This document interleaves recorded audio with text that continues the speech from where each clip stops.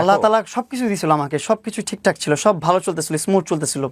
লায়লা আমার লাইফে নাই ওই টাইম, মানে লাইফে আছে অ্যাজ এ ফ্যান হিসাবে, ফ্রেন্ড হিসাবে, শুধুমাত্র টেক্সটের মধ্যে, কনভারসেশনের মধ্যে। The lesson of the story. Prince Mamun, right? জি। কেমন আছেন? আলহামদুলিল্লাহ। বয়স কত? আমি তোমাকে তুমি করে বলি অনেক। আপনি তুই করে বললেও খুব ভালো লাগবে। সো তোমার বয়স কত? আমার বয়স এখন 22 আর 21 হবে এরকম। 21 বা 22। পড়াশোনা করেছো নাকি ব্রেকআপ চলে গেছে? পড়াশোনা এখন বন্ধ আছে। বন্ধ আছে। তোমার 21 বছরের গল্পটা আমি জানতে চাই, ফ্রম ডে ওয়ান, তোমার মেমরি। Day one. আমার জন্মস্থান মহাখালী দক্ষিণ পাড়াতেই।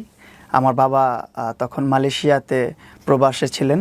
আমার বাবা ওইখানে কাজ করতো, অনেক ভালো একটা স্যালারি আসতো। অ্যান্ড এইখানে আমার ফ্যামিলিটা খুবই সুন্দর ছিল। আমার 2টা ভাই বোন, বাকস বোন প্রতিবন্ধী। আমার মা, আমরা 4 জন ঢাকাতে থাকতাম, আর আমার আব্বু মালয়েশিয়াতে থাকতো। বাকু শ্রবণ প্রবন্ধী মানে তোমার চেয়ে বড় না ছোট? আমার সিনিয়র দুজনই। সবার বড় হচ্ছে আমার বড় বোন, ও কানে শুনে না, কথা বলতে পারে না। আমার তারপরে ভাই, সেও কানে শুনে না, কথা বলতে পারে না। তারপর আমি সবার ছোট। আমাকে আল্লাহ তাআলা কান মুখ দুইটাই দিয়েছেন, তার জন্য আল্লাহর কাছে লাখ লাখ শুকরিয়া। তারপর হচ্ছে এখানে জন্মস্থান, এখানে আমাদের অনেক ভালো একটা লাইফস্টাইল ছিল। আমাদের কাজের বুয়া ছিল, আমাদের সংসার ছিল খুব সুন্দর। আমার ভাই বোন এই যে শাইখ নাক কান গলাতে পড়াশোনা করতে এসে মহাখালীতে। সো এইভাবে লাইফ চলতেছিল। এর মধ্যে আমার আব্বুর একটা ফ্রেন্ড, যার ভিসার ডেট এক্সপায়ার হয়ে গেছে, পাসপোর্ট এক্সপায়ার হয়ে গেছে, ও পলাতক, ওরে পুলিশ খুঁজতেছে।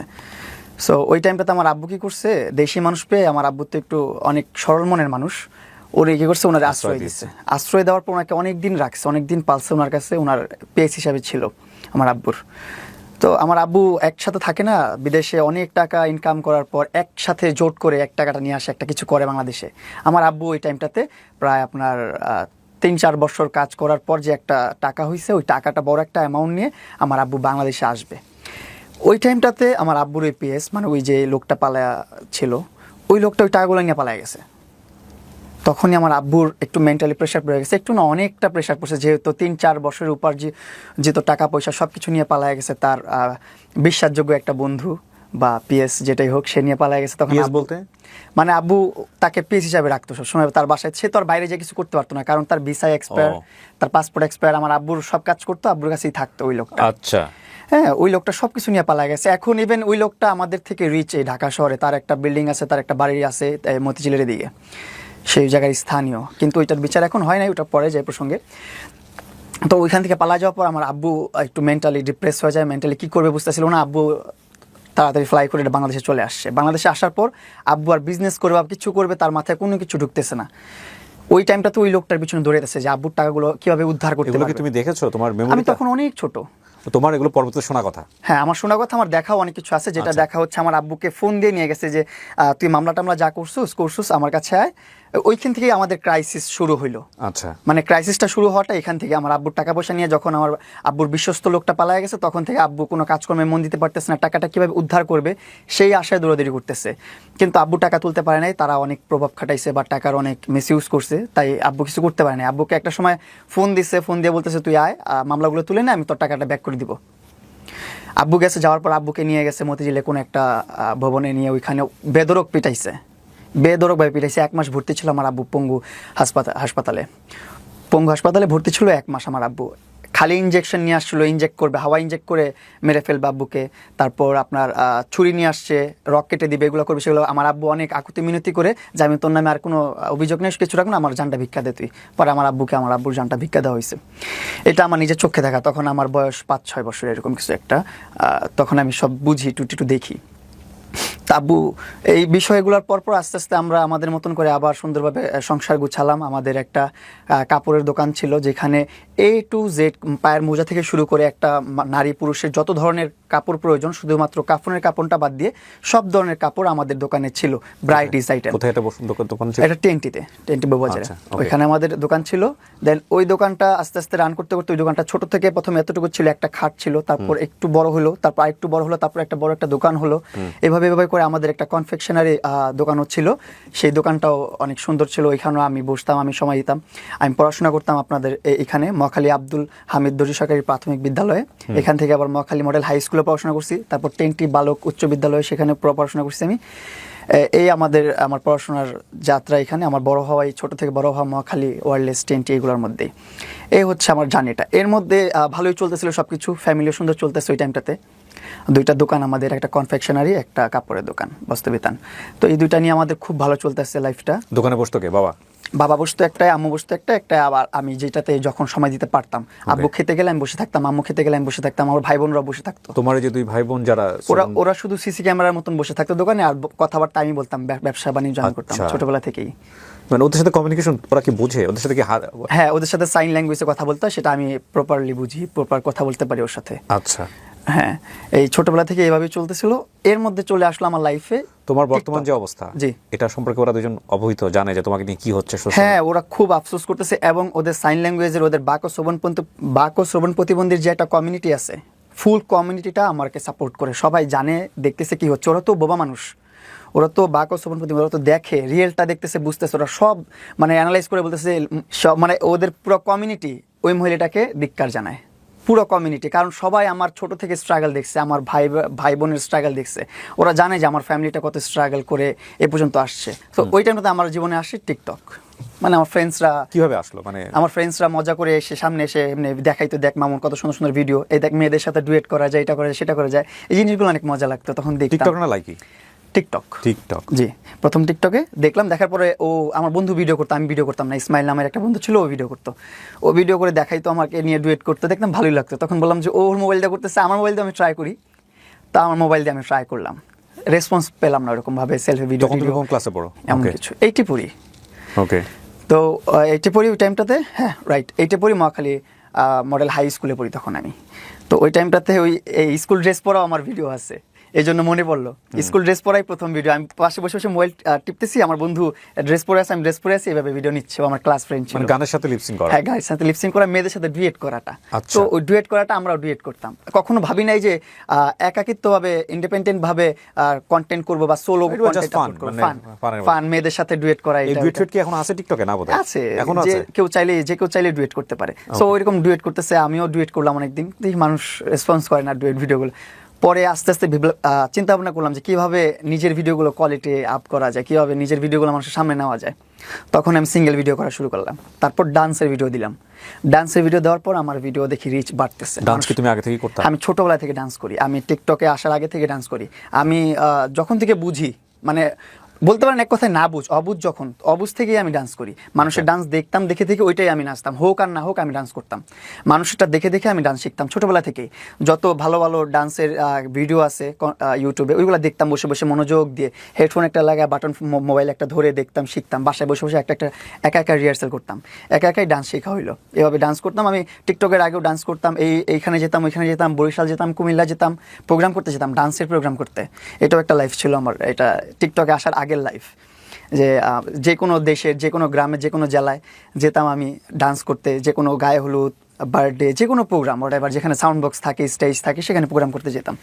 এখানে 2000 টাকা, 4000 টাকা, 5000 টাকা, 10,000 টাকা এরকম কন্ট্যাক্ট করে চলে যেতাম, গ্রুপ নিয়ে, 2-3 জন বন্ধু বান্ধব নিয়ে। আমি একটা গ্রুপ ছিল, আমার একটা ডান্স স্কুলও ছিল। আমার একটা ডান্স স্কুল ছিল, যেটা হচ্ছে ব্রাক স্কুল, অনেকেই চিনেন হয়তো বা, বাংলাদেশের ব্রাক স্কুলগুলো। ওই স্কুলগুলো সকালে যখন পড়াশোনা করাইতো, স্কুল টাইমটা শেষ হলে রাতের বেলা আমি আমার ডান্স স্কুল করাইতাম, ক্লাস করাইতাম। আমার প্রায় 15-20 জন স্টুডেন্ট ছিল, তাও ছোট ছোট আমার এইজেরই। মানে তুমি কার কাছ থেকে শিখোনি, কিন্তু তুমি অনেকে শেখাই? আমি শিখাইছি। এন্ড আমার একটা বন্ধু আছে হৃদয়, তারপর হৃদয়ের ছোট ভাই আলাবিন, এগুলো আমার মানে বন্ধু বান্ধব নিয়ে আমার সব ন্যাচারালি গিফটেড আর কি। হ্যাঁ, নিয়ে আমি শুরু করলাম, ওদেরকে ডান্স শিখাইলাম। আমি ডান্স শিখা, ওরাও খুব সুন্দর আমার সাথে তাল মিলিয়ে নাচতে পারে। দেন আমরা যে কোনো এলাকায়, যে কোনো জেলায় প্রোগ্রাম করতে চলে যেতাম। সো তুমি টিকটকে এগুলো দেওয়া শুরু করলে? হ্যাঁ, টিকটকে আমি আবার এই ভিডিও দেওয়া শুরু করলাম আমার ডান্সের। তো মানুষ এটা নেওয়া শুরু করলো, অনেক ডান্সের ভিডিওগুলো নিল। পরে আস্তে আস্তে ডান্স দেওয়া শুরু করলাম। তারপর রমনা পার্কে যেতাম প্রতি ফ্রাইডেতে, ওইখানে একটা গেট টুগেদারের মতো হতো, সকল টিকটক ইউজার, ইউটিউবার সব এক হতো ওইখানটাতে। তো ওইখানে যে আমি ভিডিও করতাম, ভিডিও করার আস্তে আস্তে আস্তে ওইখানে চিনলাম কি লাইকি অ্যাপ। মানুষ এসে ভিডিও করতেছে আমার সাথে, মানে তখন আমি মোটামুটি একটু পাবলিক ফিগার, মানুষ এসে আমার সাথে ভিডিও করে, সেলফি নেয়। যখন মানুষ ভিডিও করতেছে আমার সাথে, তখন আমি দেখতেছি এটা কি অ্যাপস, এটা তো টিকটক না, এটা তো আমি কখনো চিনি নাই, ড্যাশবোর্ডটা তো আমি চিনি না, এটা কি ড্যাশবোর্ড, এটা কি অ্যাপস। পরে বলতেছে ভাই এটা লাইকি অ্যাপ। বললাম ও আচ্ছা। আবার গেলাম, আবার দেখতেছি এরকম অনেক মানুষ টিকটকের চেয়ে বেশি লাইক ইউজ করতেছে। তো তখন আমি আমার লাইকিতে সুইচ করলাম, যে লাইকিতে একটা অ্যাকাউন্ট খোলা দরকার, দেখি কি হয় ওইখানে, যেহেতু টিকটকের মতোই একটা প্ল্যাটফর্ম। তো লাইকিতে যখন আপলোড করলাম আমার ডান্সের ভিডিও, খুব ভালো রেসপন্স। রাতে আপলোড করছি, সকালবেলা দেখি 9 লক্ষ প্লাস ভিউ একটা ভিডিওতে। এটা পেয়ে তো আমি খুব খুবই খুশি, মানে যেখানে আমার ভিউ আসে 1.5 লাখ 2 লাখ 2.5 লাখ 3 লাখ, ওইখানে ডান্সের ভিডিওতে লাইকিতে চলে আসছে 9 লাখ, একটু পরে দেখে মিলিয়ন। তখন খুব ইন্সপায়ার হলাম আসলে যে না, কন্টেন্ট করতে হবে, ভিডিও আপলোড করতে হবে। তখন আমি লাইকিতে রেগুলারলি ভিডিও আপলোড করতাম, ডেইলি 15 থেকে 20টা ভিডিও আপলোড করতাম, ডান্সের video, action video, slow motion video. 15 থেকে 20টা? তুমি দোকান টোকান বন্ধ করে দিয়ে এগুলোই করতা?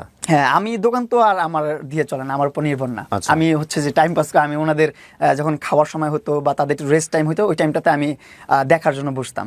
আচ্ছা। অতটা মেজর আমি না, মানে বাবা বসতো বেসিক্যালি? বাবা বসতো, আম্মু বসতো, দুই দোকানে দুজন বসতো। ওকে।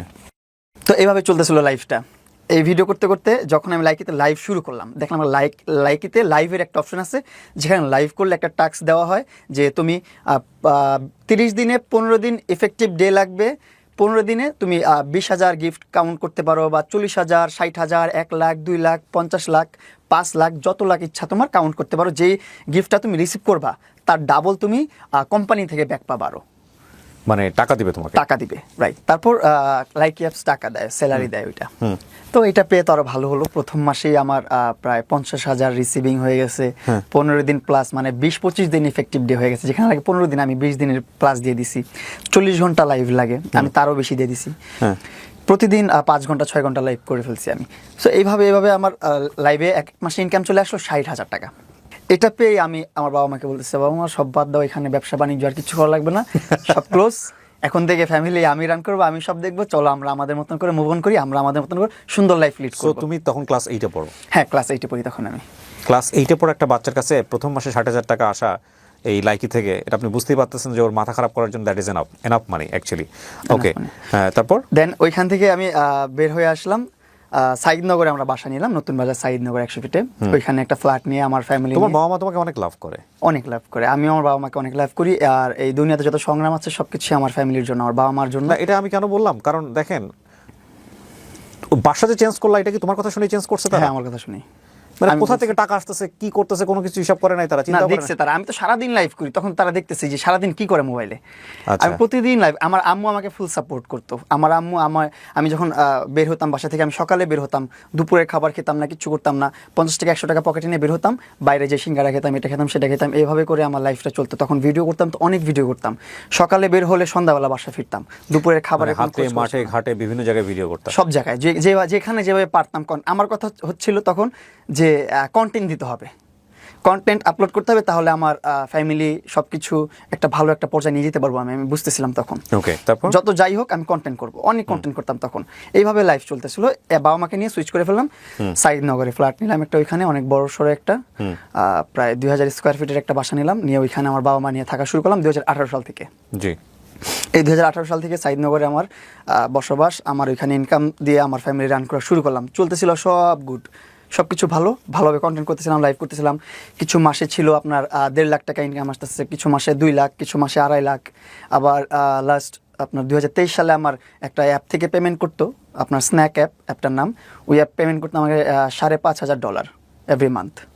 5,500 অ্যাপের নাম কি? Snack app. কি করে এখানে? সেম ভিডিও আপলোড করতে হয় শুধু। আচ্ছা, এটা এখন এক্সিস্ট করে? হ্যাঁ, এখন এক্সিস্ট করতেছে না, কারণ এখন আর পেমেন্ট দিচ্ছে না স্ন্যাক অ্যাপ। ওকে, তো ফেসবুকের মতো অবস্থা আর কি। আমার লাইকিতে আমি সর্বপ্রথম বাংলাদেশে 10 মিলিয়ন ফলোয়ার হিট করছি। এটার পর তুমুল আলোচনায় চলে আসি আমি শর্ট প্ল্যাটফর্মে। 10 মিলিয়ন লাইকিতে? হ্যাঁ। লাইকিতে এখন অতটা পপুলার না? এখন লাইকিতে পপুলার না, কারণ আমি যখন আমার এটা ব্যান হয়, ব্যান হওয়ার পর থেকে আমি আর Ban হয়ে গেল কেন? ব্যান হয়ে গেল মাঝখানে ওই যে কিছু কন্টেন্ট ক্রিয়েটার আছে, অপু আছে, আরও কিছু কন্টেন্ট ক্রিয়েটার আছে যাদের মারামারি হয়েছিল, দেন আরও ঝামেলা হয়েছিল, তাকে পুলিশে ধরে নিয়ে গেছে। ওইগুলোর কারণে ওই কন্ট্রোভার্সির মধ্যে আমাকে টেনে নিছে, কারণ অপুর আর আমার একটা কন্ট্রোভার্সি চলতেছিল লাইভে, তর্ক বিতর্ক চলতেছিল লাইভে, কারণ ও ছোট্ট একটা ইউজার, নতুন একটা ইউজার। আর তখন আমার 10 মিলিয়ন প্লাস ফলোয়ার। তখন ও নতুন নতুন এসে আমাকে নিয়ে কিছু খোঁচা মেরে কথা বলতেছিল, মানে থাকে না সঙ্গদোষে লোহাবাসে, ও পিছন থেকে কেউ খোঁচায় দিচ্ছিল, ও বাজে সাউন্ড করতেছিল। তখন আমি ওর উপর ক্ষিপ্ত হয়ে গেছিলাম। এই বিষয়টা নিয়ে ওরা আমার একটা ক্লাস তৈরি হয়ে যায় তখন। এখন আমরা খুব ভালো বন্ধু, ভালো সম্পর্ক, এখনও কথা হয়। ও দুবাইতে এখন লাক্সারি লাইফ লিড করতেছে, খুব ভালো আছে, ওর জন্য দোয়া করি আরও বড় হোক। আর আমি বাংলাদেশে এখন একজনের ফাঁদে পড়ে দুপে দুপে মরতেছি, আর কিছু করার নাই। তো সো তোমার ওই কারণে লাইক এটা ব্যান হয়ে যায়? লাইক এটা ব্যান হয়ে যায়, যে কন্ট্রোভার্সির মধ্যে কারা কারা আছে। এর মধ্যে তো আমি তো সর্ববেশি হাইপে, আমার আমার কন্ট্রোভার্সিটা তত বেশি প্রায়োরিটি নাই, তারপরও বাংলাদেশের সাইবারে যারা লোকজন ছিল তাদের একটু জেলাসি ফিল হইতো, তারা জেলাসি ফিল করতে, ছোট্ট একটা মানুষ এত ফলোয়ার গেইন করে ফেলছে, এত কিছু করতেছে, তারা কীভাবে দমানো যায়, কীভাবে আটকানো যায়। এই জন্য তখন আমার লাইকি অ্যাকাউন্টটা ব্যান করে দিল। তো আমার লাইকি অ্যাকাউন্ট আবার ব্যাক আনছি, যেহেতু আমি লিগেল আছি, আমি যেহেতু আমার লাইনে লিগেল আছি, যতই ষড়যন্ত্র হোক, যতই রাজনীতি হোক, আমি তো আমার লাইনে ঠিক আছে। তারপরে আমি অনেক রিকোয়েস্ট করছি, যত অফিসিয়াল ছিল সবাইকে প্রুভ করছি, পুলিশ ক্লিয়ারেন্স, ডিবি ক্লিয়ারেন্স, যত প্রকার ক্লিয়ারেন্স দরকার পড়ছে সব জায়গায় আমি দৌড়াইছি, ডিবি অফিসে গেছি, পুলিশে গেছি, আপনার সিআইডিতে গেছি, সব জায়গায় গেছি আমি আমার আইডি ব্যাক আনার জন্য। পরে অ্যাট লাস্ট আমার আইডি ব্যাক আনছি, আমি ব্যাক এনে আমি আইডি ফালাই দিছি, আর চালাই না, ইউজ করি না, দেখাই দিলাম তোদেরকে যে আমি লিগেল।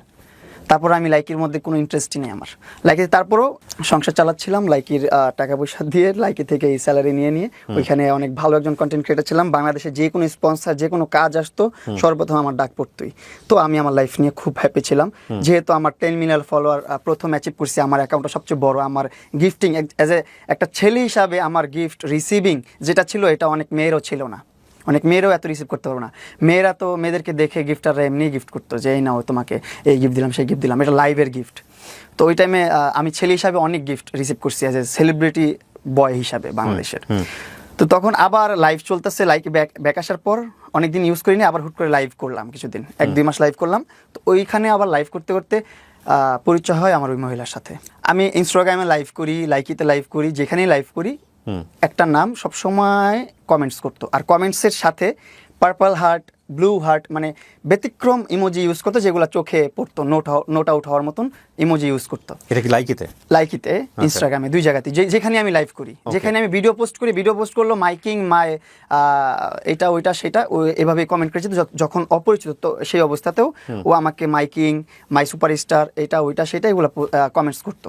তো এগুলো খুব টাচি লাগে আমার কাছে, যে না মেয়েটা বা এই মহিলাটা খুবই ভালো, আমাকে ভালো ওয়েল উইশার, গুড উইশার, আমি একটু সাপোর্ট করি। কী চাই একটা ফ্যান, কী চায় একটা ইনফ্লুয়েন্সারের কাছ থেকে? একটু অ্যাটেনশন চায়। তো আমি একটু অ্যাটেনশন দিলাম, লাইভ একদিন কলে নিলাম, নেওয়ার পর সে আমাকে তার বাসার পেটস দেখাচ্ছে, পাখি আছে, ডগি আছে, এটা আছে সেটা আছে, সে আমাকে এগুলো দেখাচ্ছে।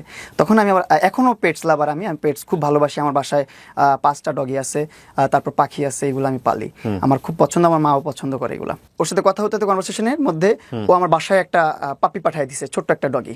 বাসার ঠিকানা জানতো? হ্যাঁ, ওই যে কথা হচ্ছে মোবাইলে তখন, তোমার বাসা কোথায়, আমার বাসা এখানে, হ্যাঁ আমার বাসা এখানে, তোমার বাসা ওইখানে, এগুলো সব কথা হচ্ছে। ওর সাথে কথা বলার ইন্টারেস্টটা ওই পেটস নিয়েই, যে ওর বাসায় অনেকগুলো পেটস আছে, আমি একটু কথা বলি ওর সাথে, পেটস নিয়ে অনেক আইডিয়া পাবো আমি। ও শিজু ব্রিডের ডগ দেখাচ্ছে, লাসা ব্রিডের ডগ দেখাচ্ছে, এই টিয়া পাখি, ওই টিয়া পাখি, এই ময়না পাখি, এই পাখি, ওই পাখি, সব আমাকে ডিটেলস দেখাচ্ছে। পরের দিনই আমি যখন আমার ইন্টারেস্ট ওরে শো করলাম যে আমি আসলে ইন্টারেস্টেড ডগ পালতে বা পেটস পালতে, তারপরেও আমার বাসায় একটা পেটস পাঠিয়ে দিয়েছে। তখন আমি খুব ইমপ্রেস হলাম, আসলে কি চাইলাম, না চাইতে চলে আসলো, এখনো চাইলাম না, আমি পছন্দ করি, জাস্ট এতেই চলে আসছে। এই একটু ওর দিকে একটু অ্যাটেনশন গেল। যাওয়ার পরে ডগিটাকে, ছোট্ট একটা ডগি পাঠাইছিল, সেটার বয়স তখন 30 দিন। ওইটাকে আমি পেলে বড় করছি, এখনও আছে আমার কাছে, আমি পালি, বাচ্চার মতোই পালি এখনো, আমার সন্তানের মতো। এটা কত সালের ঘটনা? এটা 2021 কি 22 সালের ঘটনা। 21 বা 22। এই ঘটনা শুরু হলো আস্তে আস্তে, যখন দেখতেছে আমার অনেক গরম লাগতেছে, বাসার নিচে দেখে এসি চলে আসছে, ব্যান গাড়িতে করে। কিরে এসি চলে আসলো, পরে ফোন দিয়ে বলতেছে এসিটা ফিটিং করে দিয়ে আসবে, তোমার সমস্যা নেই, এটা লাগাই। You exchange your number, right? তুমি তাকে ফোন নাম্বারটা দিছিলা, কথা বলতে, ইনস্টাগ্রামে কথা হচ্ছে, তখন নাম্বার এক্সচেঞ্জ করেছো তোমরা। এই জিনিসটা কি শুধু লায়লার সাথেই ছিল ওই সময়টাতে, নাকি আরো অনেকের সাথে ছিল তোমার ফোন নাম্বার? আমি সবার সাথেই কথা বলছি, সবার সাথেই অ্যাক্সেস আছে, সবাই আমার ফ্রেন্ড, ওকেও আমি ফ্যান হিসাবে গাইড করতেছি। বললাম না, ওই যে গিফট নেওয়া দেওয়াটা কিন্তু আমার কাছে খুবই নর্মাল বিষয়, কারণ হচ্ছে আমি লাইভ করি। লাইভে আমাকে এমনও সময় ছিল 5 মিনিটের একটা ব্যাটেল, সেই ব্যাটেলে 2 লাখ 3 লাখ 4 লাখ টাকা মানুষ খরচ করতো আমার ব্যাটেলের মধ্যে, মানুষ গিফট করতো। ব্যাটেল বলতে? ব্যাটেল ধরেন লাইকিতে আমি লাইভ করতেছি, আমি বাংলাদেশের একজন ছেলে, বাংলাদেশের একজন সেলিব্রিটি, হ্যাঁ, এখানে আমি লাইকির প্ল্যাটফর্মের একজন সেলিব্রিটি প্রিন্স মামুন লাইভ করতেছে, এর সাথে কন্টেস্ট হবে আরেকটা দেশের আরেকটা সেলিব্রিটির বা আরেকটা কন্টেন্ট ক্রিয়েটারের, সেটা ইন্ডিয়ার হতে পারে, পাকিস্তানের হতে পারে, বা অন্য দেশের হতে পারে, হোয়াটএভার, যে কোনো দেশের হতে পারে, কিন্তু বাংলাদেশের না। তখন এই সিস্টেমটা ছিল, অন্য দেশের মানুষের সাথে কন্টেস্ট করতাম, আমরা দুজন একসাথে লাইভ করতাম, মাঝখানে একটা ভার্সেস ছিল ভিএস, ওইখানে ক্লিক করলে 5 মিনিটের একটা কাউন্টডাউন চলতো। 5 মিনিটের মধ্যে যেই সাইডে সবচেয়ে বেশি গিফট পড়বে ওই সাইডটা উইনার। ওই দেশটা উইনার, ওই ইনফ্লুয়েন্সারটা উইনার। তো ওই টাইমটাতে যখন আমি লাইভ করতাম, আমাদের কিছু প্রবাসী ভাইরা ছিল, কিং ভাই, নূর কামাল ভাই, তারপর আরও কিছু আমার যে এজেন্ট ছিল, তারা আমাকে খুব সাপোর্ট করতো। যখন আমি কারোর সাথে ব্যাটেল খেলতাম, ইন্ডিয়ান হলে তো মারতোই, পাকিস্তানি হলে তো কোনো কথাই ছিল না। 1 লাখ 2 লাখ 3 লাখ টাকা তারা এমনি ঢেলে দিত আমার লাইভের মধ্যে যে মামুন জিতবে। সো এই যে লাইভের যে তারা টাকাটা দিচ্ছে, এই টাকাটা তারা কিভাবে দিত? এই টাকাটা হচ্ছে লাইকিতে ডায়মন্ড কিনা যায়। একটা ডায়মন্ড হয়তো বা 2 টাকা 1.5 টাকা এরকম। হ্যাঁ, 1000 ডায়মন্ড 1500 টাকা, 1600 টাকা, 1700 টাকা, কিনে 1800 রাখতো টাকা। তারা? হ্যাঁ, তারা এরকম লাখ লাখ ডায়মন্ড কিন্তু, তারা 1000 2000 ডায়মন্ড কিন্তু না, লাখ লাখ ডায়মন্ড কিন্তু। আমার লাইভে 50,000 60,000 1 লাখ এরকম ডায়মন্ড সেন্ড করতে তারা। লাভটা কি? লাভ কি? এই তো সেলিব্রিটি শো হচ্ছে, এটাই লাইভ।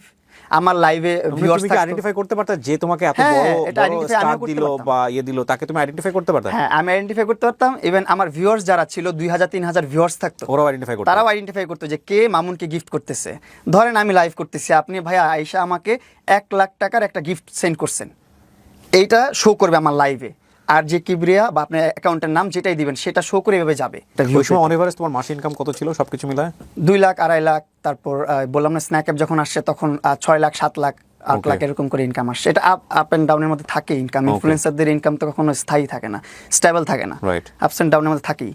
কাজ করলে টাকা, না কাজ করলে টাকা না। এই যে এখন কাজ করতে পারতেছি না, আমি আমার লাইফের হ্যাসেল নিয়ে তো আমি বাঁচতেছি না, কিভাবে কাজ করবো, কিভাবে এই ইনকাম দিনের করবো। গল্পে আমি একটু পরে আসতে চাই। হ্যাঁ, সো তোমাকে জেতানোর করা হতো এবং তুমি বলছিলা যে তুমি গরমে থাকলে হঠাৎ করে তোমার বাসার নিচে এসি চলে আসতো। চলে আসছে এসি, তখন আরো ইমপ্রেস হতাম আস্তে আস্তে। বেডশিট ভালো না লাগলে বেডশিট চলে আসতেছে, মনিটর ভালো না লাগলে মনিটর চলে আসতেছে, সব চলে আসতেছে। তুমি রেগুলার কথা বলতো তার সঙ্গে ওই সময়টাতে, নাহলে তোমার আমি বাসার রেগুলার লাইভ বেডশিট নিয়ে জানতো কিভাবে? আমি রেগুলার লাইভ করতাম। না সেটা ঠিক আছে, কিন্তু ধরো তোমার বাসায় যে বেডশিট নাই বা তোমার আমার লাইভে দেখতো।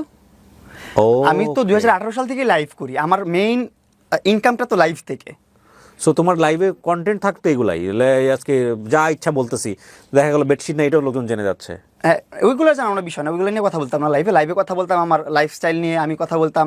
যারা লাইভে ওইখান থেকে আলটিমেটলি পিক করতো বিষয়টা যে ওকে ওকে ফাইন, এটা নিয়ে কথা বলছো, আমি এখানে কিছু ইনফ্লুয়েন্স। আমি এমনি গল্প করতাম লাইভে বসে, যেভাবে স্বাভাবিকভাবে গল্প করতাম, মানুষের সাথে কন্টেস্ট খেলতাম, ব্যাটেল খেলতাম, এভাবে করে টাইম পাস করতাম। মানুষ খুব এনজয় পেত। আমরা পানিশমেন্ট ব্যাটেলও খেলতাম, যেমন আমার সাথে আরেকজন থাকবে সেলিব্রিটি, বাংলাদেশের কেউ একজন বা অন্য কোনো দেশের একজন, তাই সে যদি হেরে যায় আমি যা বলবো তার তাই করতে হবে। বলতাম মাথায় পানি ডালতো, মরিচ খেতে বলতাম মরিচ খেতে। এগুলো মানুষ দেখে অনেক মজা নিত, তাদের টাইম পাস হতো। এইগুলো ছিল আমাদের লাইভের কনসেপ্ট। এই লাইভগুলো মানুষ অনেক মিস করে, মানুষ অনেক দেখতে চায় লাইভগুলো, যে একজনকে পানিশমেন্ট দিবে, মজা করবে লাইভের মধ্যে। আমি কখনো লাইকি দেখি নাই, যে কারণে হয়তো অনেকেই যারা লাইকি ইউজার আছেন তারা হয়তো আমার কোশ্চেনগুলোকে অনেকে বোকার মতো মনে করতে পারেন। আমি লাইকিতে একদমই যাইনি কোনোদিন। টিকটকে আমি একেবারেই কম মানে একেবারেই কম। সো আমার খুব একটা আইডিয়া নাই। জি, তারপর এইভাবে আস্তে আস্তে ওর সাথে কথোপকথন, ওর সাথে প্রায় 3 মাস 4 মাস যে কথা বলছি, ওর ফেসটা আমি দেখি নাই কখনো। তাই? হ্যাঁ, তার মধ্যে এত গিফট পাঠিয়ে দিচ্ছে? হ্যাঁ, এত গিফট পাঠিয়ে দিচ্ছে। ওর সাথে ওর ফেসটা দেখি নাই, ওর সাথে দেখা হয় নাই, শুধুমাত্র কথা হতো ফোনে ভিডিও কলে কথা হলো, ওর এক সাইড দেখাইতো, ফুল ফেসটা আমাকে দেখাইতো না। তো তুমি কোয়ারি বলতা না যে তুমি কেন দেখাও না? আমি জোর করতাম না আসলে, আমি বলতাম যে দেখাও, পুরো চেহারাটা দেখো, এমন করে সেমন করে দেখাইতো। যখন মেকআপ টেকআপ করতো অনেক বেশি করে তখন দেখাইতো, নর্মালি বেসিক ভাবে দেখাইতো না। আচ্ছা। তো এইভাবে 5-6 মাসে ও ওয়েট লসও করছে অনেক। ও রাস্তার মধ্যে, মানে ওর যে ডিএচএস পার্ক, ওইখানে ও ঘুরতো, সারা রাত ঘুরতো, হাঁটতো, আর আমার সাথে কলে কথা বলতো। আমরা কনভারসেশন করতাম লাইফস্টাইল নিয়ে, কীভাবে কী চললো, সারাদিন কী করলাম, ও কী করতেছে, এগুলো নিয়ে ও গল্প করতেই থাকতো, সারাদিন পেম্পার করতো আমাকে। তোমাকে যত গিফট আসতো তার মধ্যে সবচেয়ে ওর গিফটগুলো ইমপ্রেসিভ ছিল? ওর গিফটগুলো ইমপ্রেসিভ হওয়ার কারণ হচ্ছে ও ভার্চুয়াল লাইফে গিফট করতো না, একদম প্র্যাকটিক্যালি গিফট করতো, এই জন্য ওরগুলো একটু বেশি এক্সক্লুসিভ লাগছে। ততদিনে যেহেতু তোমার সঙ্গে কথাবার্তা হচ্ছে বাই ফোন, সো নিশ্চয়ই তোমরা দুজনের সম্পর্কে শেয়ার করছো যে লাইক ওর লাইফটাকে। না, ওর লাইফস্টাইল নিয়ে ও কখনো কিছু বলে না, শুধু আমারটা শুনছে। তুমি বলেই গেছো? আমি বলে গেছি। ওর লাইফ নিয়ে যখন শুনতে চাইছি, ও যেগুলো বলছে এগুলা এখন আমি যদি বলবো যে বানার কথা। সেগুলো তখন তোমাকে যেটা বলছে এটাই বলো আমাকে। হ্যাঁ, তখন আমাকে যখন আমি জানছিলাম তোমার বাসায় কে কে থাকে, বলতো যে আমি একাই থাকি, আমার আম্মু আছে, আমার কাজিনের বাচ্চারা আছে। আমি বললাম ও ঠিক আছে। ঘুরায় ফিরায় দেখাইতো, কাজিনের বাচ্চাদেরকে ওরা দেখাইতো, ওরা আর্মি ব্যাকগ্রাউন্ডের, এতটুকু বলতো। ওর পাস্টে কি জব করছে বা এখন কি জব করতেছে এগুলো নিয়েও কখনো কিছু বলতো না। আমি জিজ্ঞাসা করলেও বলতো না। আমি যখন জিজ্ঞাসা করতাম তোমার বাসার অ্যাড্রেসটা বলো, তুমি খুঁজে নাও, তোমার নাম কি খুঁজে নাও, তোমার বয়স কত খুঁজে নাও, এগুলো ছিল এটা main point. Kind of mystery character রাখছে। হ্যাঁ, মিস্ট্রি কার্ডটা রাখতো। ও আমাকে বলতেছে খুঁজে নাও।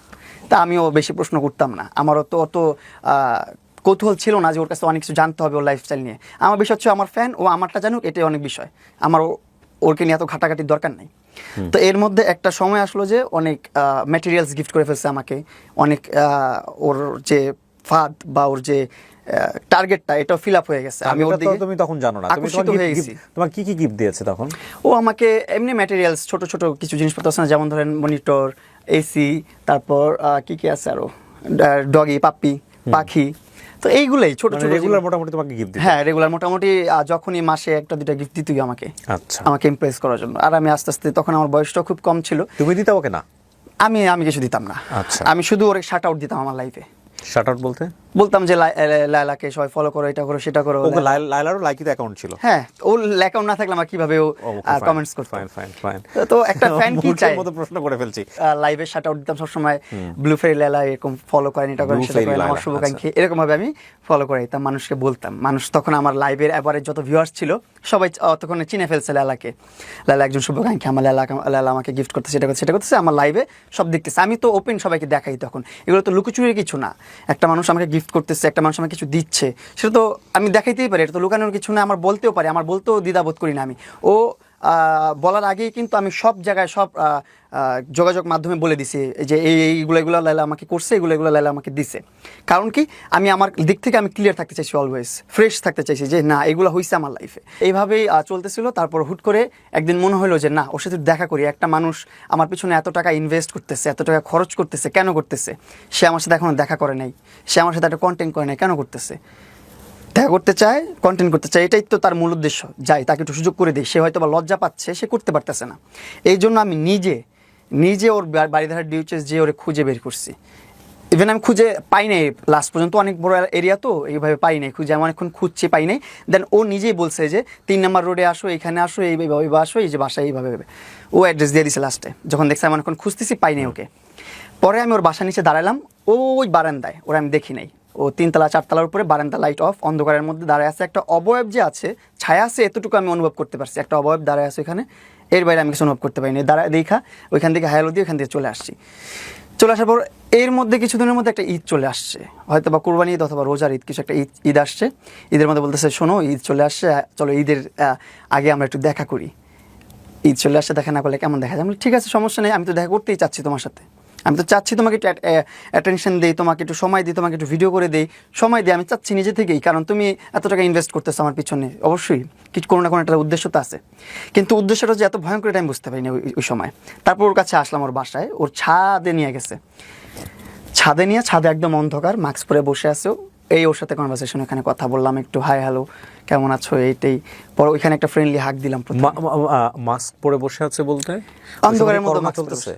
করোনার পর। আচ্ছা, মানে মাস্ক পরাটা যুক্তিযুক্ত ছিল নাকি তোমার কাছ থেকে ফেসটা হাইড করতে চাচ্ছে? ফেসটা হাইড করাটাই মনে করি যুক্তিযুক্ত, কারণ হচ্ছে ওইখানে ছাদের মধ্যে ওর আমি ছাড়া কেউ নেই, ওইখানে করোনার আর কি আছে।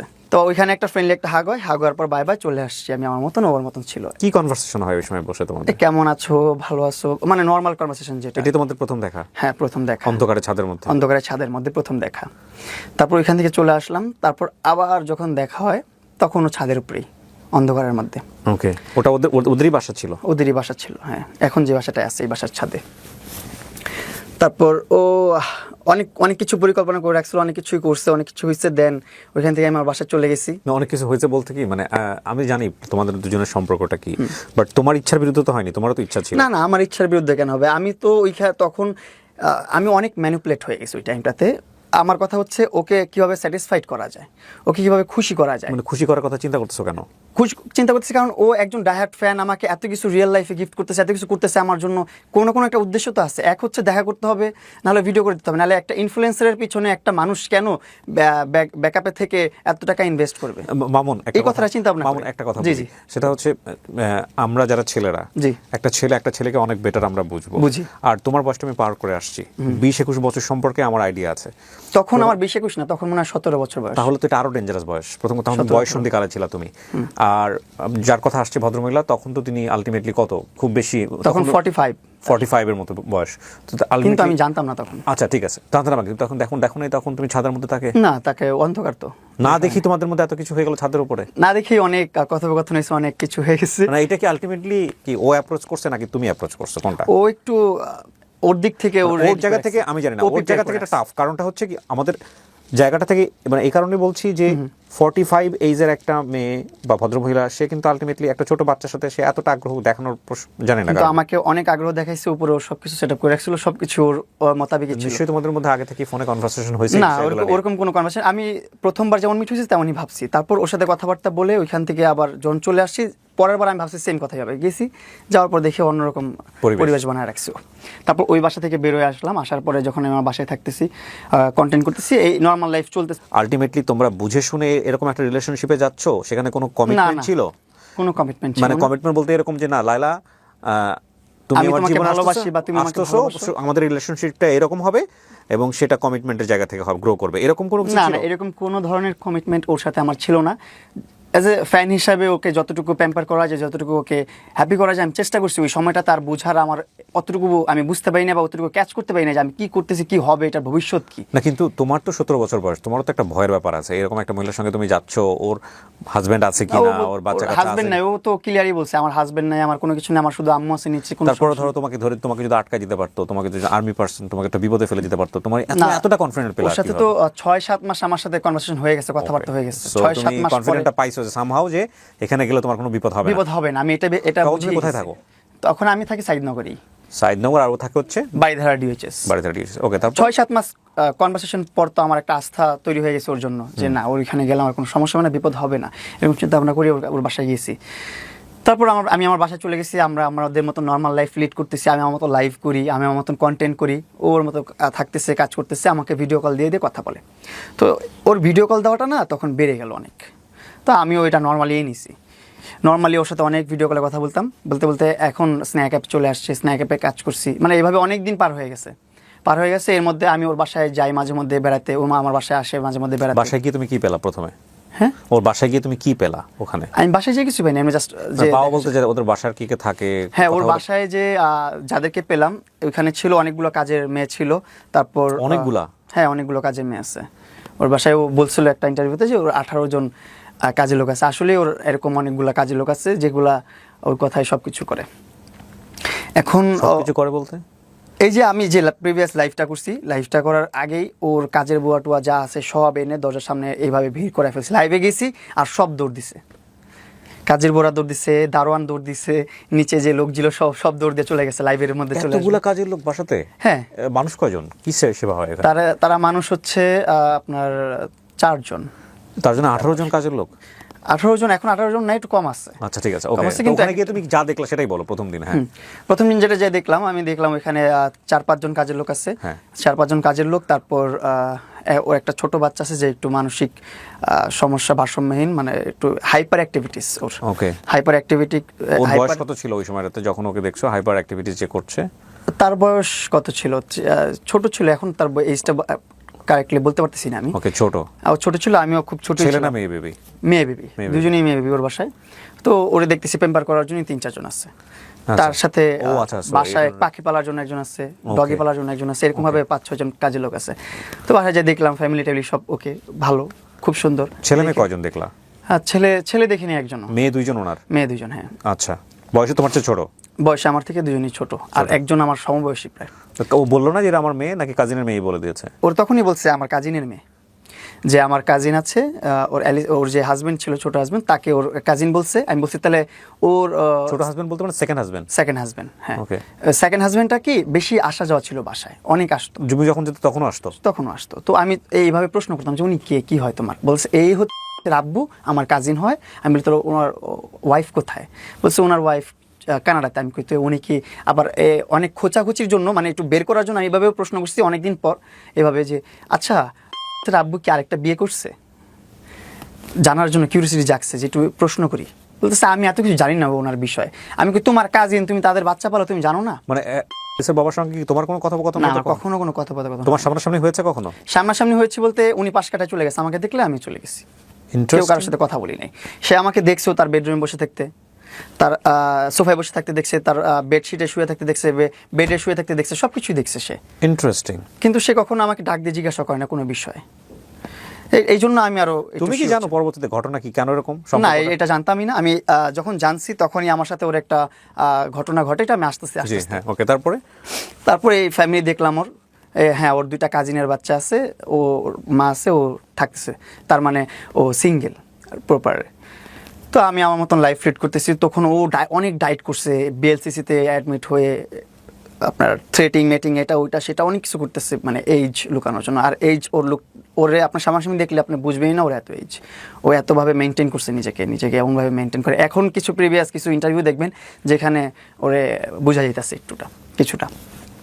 তো এইভাবে চলতেছে, আমি আমার মতন আমার বাসায় আসি যাই, এইভাবে ভালো একটা সম্পর্ক, ভালো একটা বন্ডিং। তখন তোমাদের আলটিমেটলি রেগুলার যাওয়া আসা হয়। You guys acting like a boyfriend girlfriend? না, তখন নর্মাল, হ্যাঁ, নর্মালের মধ্যে অ্যাবনর্মাল রিলেশনশিপ মোটামুটি এরকম আর কি। তো আমি আমার বাসায় থাকি, তখন স্ন্যাক অ্যাপ থেকে একটা বড় একটা অ্যামাউন্ট আসছে, 2-3 মাসে প্রায় আপনার 16-17 লাখ টাকা আসছে আমার। আসার পর আরও এমনি তো আরও স্পন্সার লাইকি এইটা ওইটা সেটা সব মিলে আপনার অনেক ভালো 20-25 লাখের উপরে একটা অ্যামাউন্ট চলে আসছে আমার কাছে। আমি আরেকটা জিনিস একটু জানার জন্য, সেটা হচ্ছে যে এই যে ওনার বাসায় তুমি রেগুলার যাচ্ছ এবং ওনার বাসায় তোমরা যে এক ধরনের সম্পর্কের মধ্যে আছো, এটা কি ওই বাসার আর কোনো মেম্বাররা জানতো? সবাই তো দেখতেছে আমি আসতেছি, কাজের লোক ছাড়া সবাই, মা বা হ্যাঁ, তার আম্মুও দেখছে, তার বাচ্চারাও দেখছে, তার মেয়ের সাথেও আমার পরিচয় হয়েছে, তার মেয়ে আমাকে এইসব ভাইয়া বলে। কি পরিচয়, মানে পরিচয় তার কাজিন আমার আমার বোন। বাট তোমাদের ইন্টিমেসি দেখে তো আলটিমেটলি পুরো দুনিয়ার লোকজনই জানে যে আলটিমেটলি তোমাদের সম্পর্ক এরকম না, মানে তারা আমার ভাই বোন সম্পর্ক। মায়ের জায়গা থেকে ওনার মায়ের জায়গা থেকে তোমার সাথে সম্পর্কটা কেমন ছিল? ওনার মা তোমাকে কি হিসেবে দেখতো? ওনার মা আমার সাথে কথা বলতো না, ওনার মার সাথে আমিও কথা বলতাম না, কিন্তু ওনার মেয়েদের সাথে আমার কনভারসেশন হতো। ওনার মেয়েরা আমাকে ভাইয়া বলে ডাকতো, আমি তার মেয়েদেরকে বোন বলে ডাকতাম।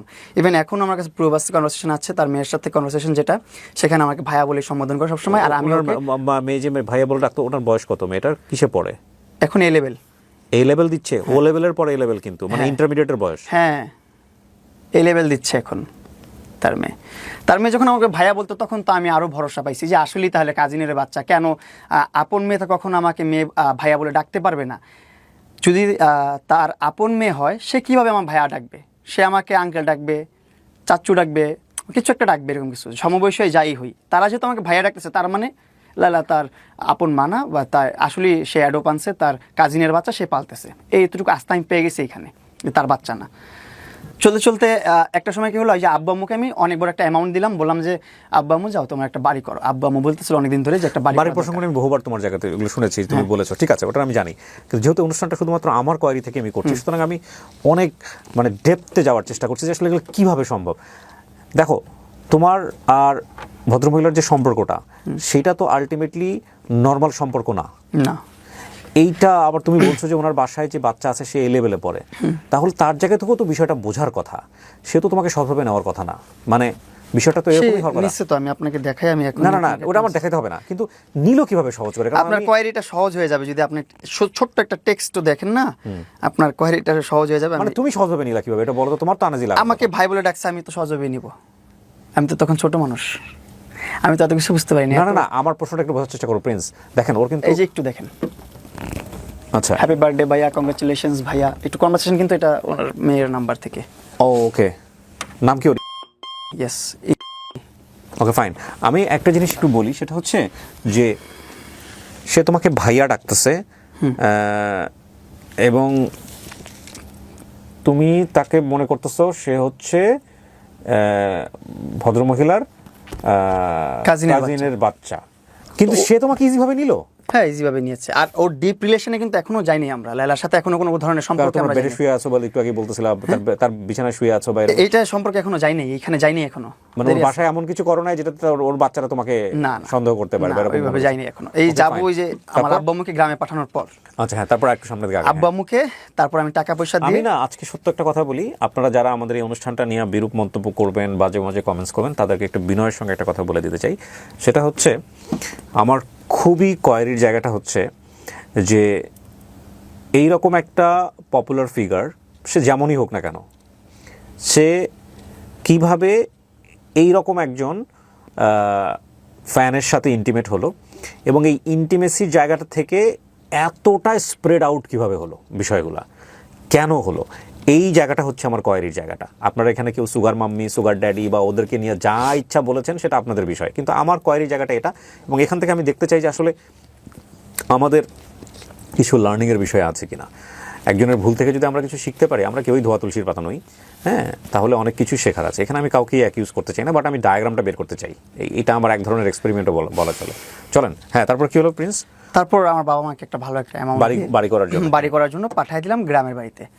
যেহেতু নিজেরা বাড়ি করতেছি, নিজের অল্প কিছু টাকা পয়সা দিয়ে, আমার প্রথমে চিন্তা ভাবনা ছিল খুবই কম, যে 8-10 লাখের মধ্যে একটা বাড়ি করা যায় কিনা। হ্যাঁ, এইভাবে প্রথমে দেখছি টিনের বাসা, বিক্রমপুরে গেছিলাম, যে টিনের কিছু ঐতিহ্যবাহী বাসা আছে, এই বাসাগুলো করবো 2 লাখ 3 লাখ টাকায়। তারপর বললো যে না, এইগুলো হচ্ছে না, যে দেখলাম যে অনেক দামি, 8 লাখ 9 লাখ 10 লাখ টাকা দাম টিনের বাসার। তখন আমি বললাম আম্মুকে, এত টাকা দিয়ে তো আসলে টিনের বাসা কিনলে দেখা যাবে যে আমাদের টাকাটাই বৃথা গেল, লস হলো, এটা করা যাবে না। পরে আব্বু বলতেছে ঠিক আছে, 8-10 মধ্যে আমরা একটা ইট দিয়ে পাটাতন দিয়ে বাড়ি করে ফেলি, উপরে টিন সেট করবো। আমি ঠিক আছে, যেভাবে ভালো মনে হয় তোমরা করো। তো যখন কাজ শুরু করলাম তখন দেখলাম যে না, আমার ইনকামও যেহেতু আসতেছে, হাতে যেহেতু টাকা আসতেছে, প্রতি মাসে যদি $5,500 করে ডলার স্ন্যাক দিচ্ছে, তারপর লাইকি থেকে পাচ্ছি, টিকটক থেকে পাচ্ছি, স্পন্সর থেকে পাচ্ছি, সব মিলে 6-7 লাখ টাকা করে প্রতি মাসে পাচ্ছি। সো আমি ওইভাবে কেন বাসা করব, আমার লাইফস্টাইল আরো সুন্দর হতে হবে। তো আমি তখন বিল্ডিং বাসা করালাম। তো আস্তে আস্তে করলে একটা ছোট্ট একটা বাসা করলো, সেটা করতে প্রায় বছরখানেকের উপরে সময় লাগছে। কিন্তু এর মধ্যে যখন আব্বু আম্মু চলে গেল ঢাকা থেকে গ্রামে বাড়ি করার জন্য, কন্ট্রাক্টর দিয়ে করলে তো ডাবল টাকা লাগবে, অনেক টাকা লাগবে, এই জন্য বাবা মা নিজে থেকে করলো। তো আমার খাওয়া দাওয়ার একটু সমস্যা হচ্ছিলো, সাইদনগরের বাসায় থাকাটা খাওয়াটা একটু ঝামেলা হচ্ছিলো, কারণ আম্মু নাই, না থাকলে স্বাভাবিক এটা ছোট ছেলের একটু প্রবলেম হবেই।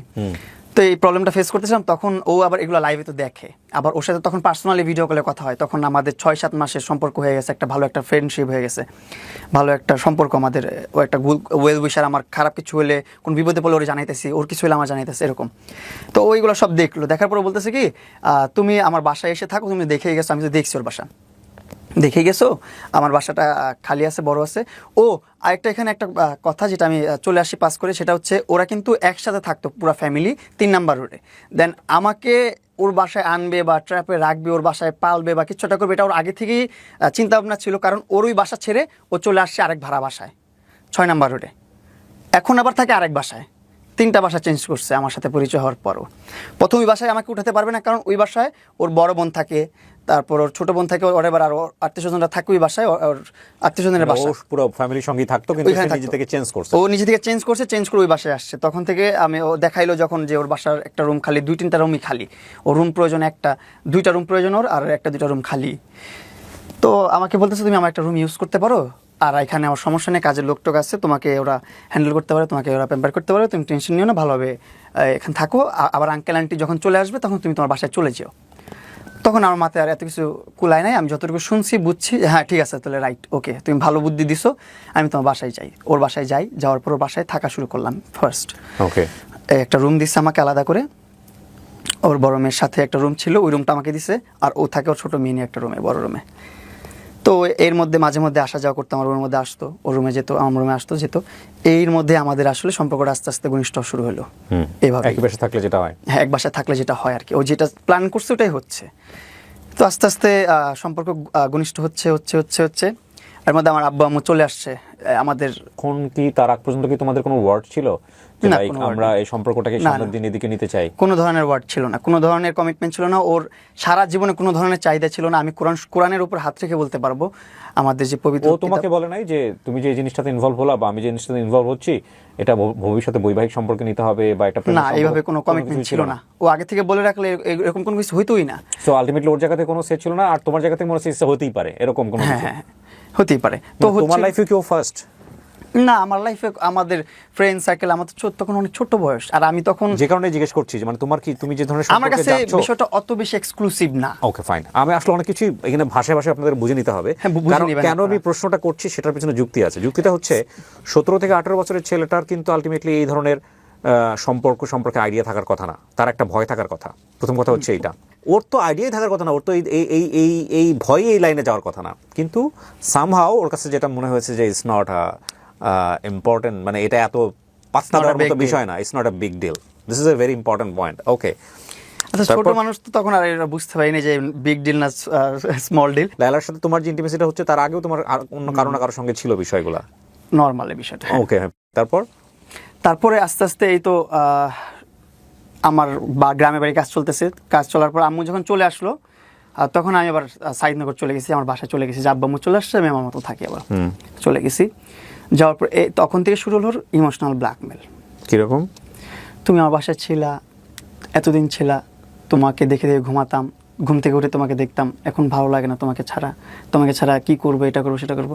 তো এরকমভাবে মানে ব্ল্যাকমেল শুরু করলো আস্তে আস্তে।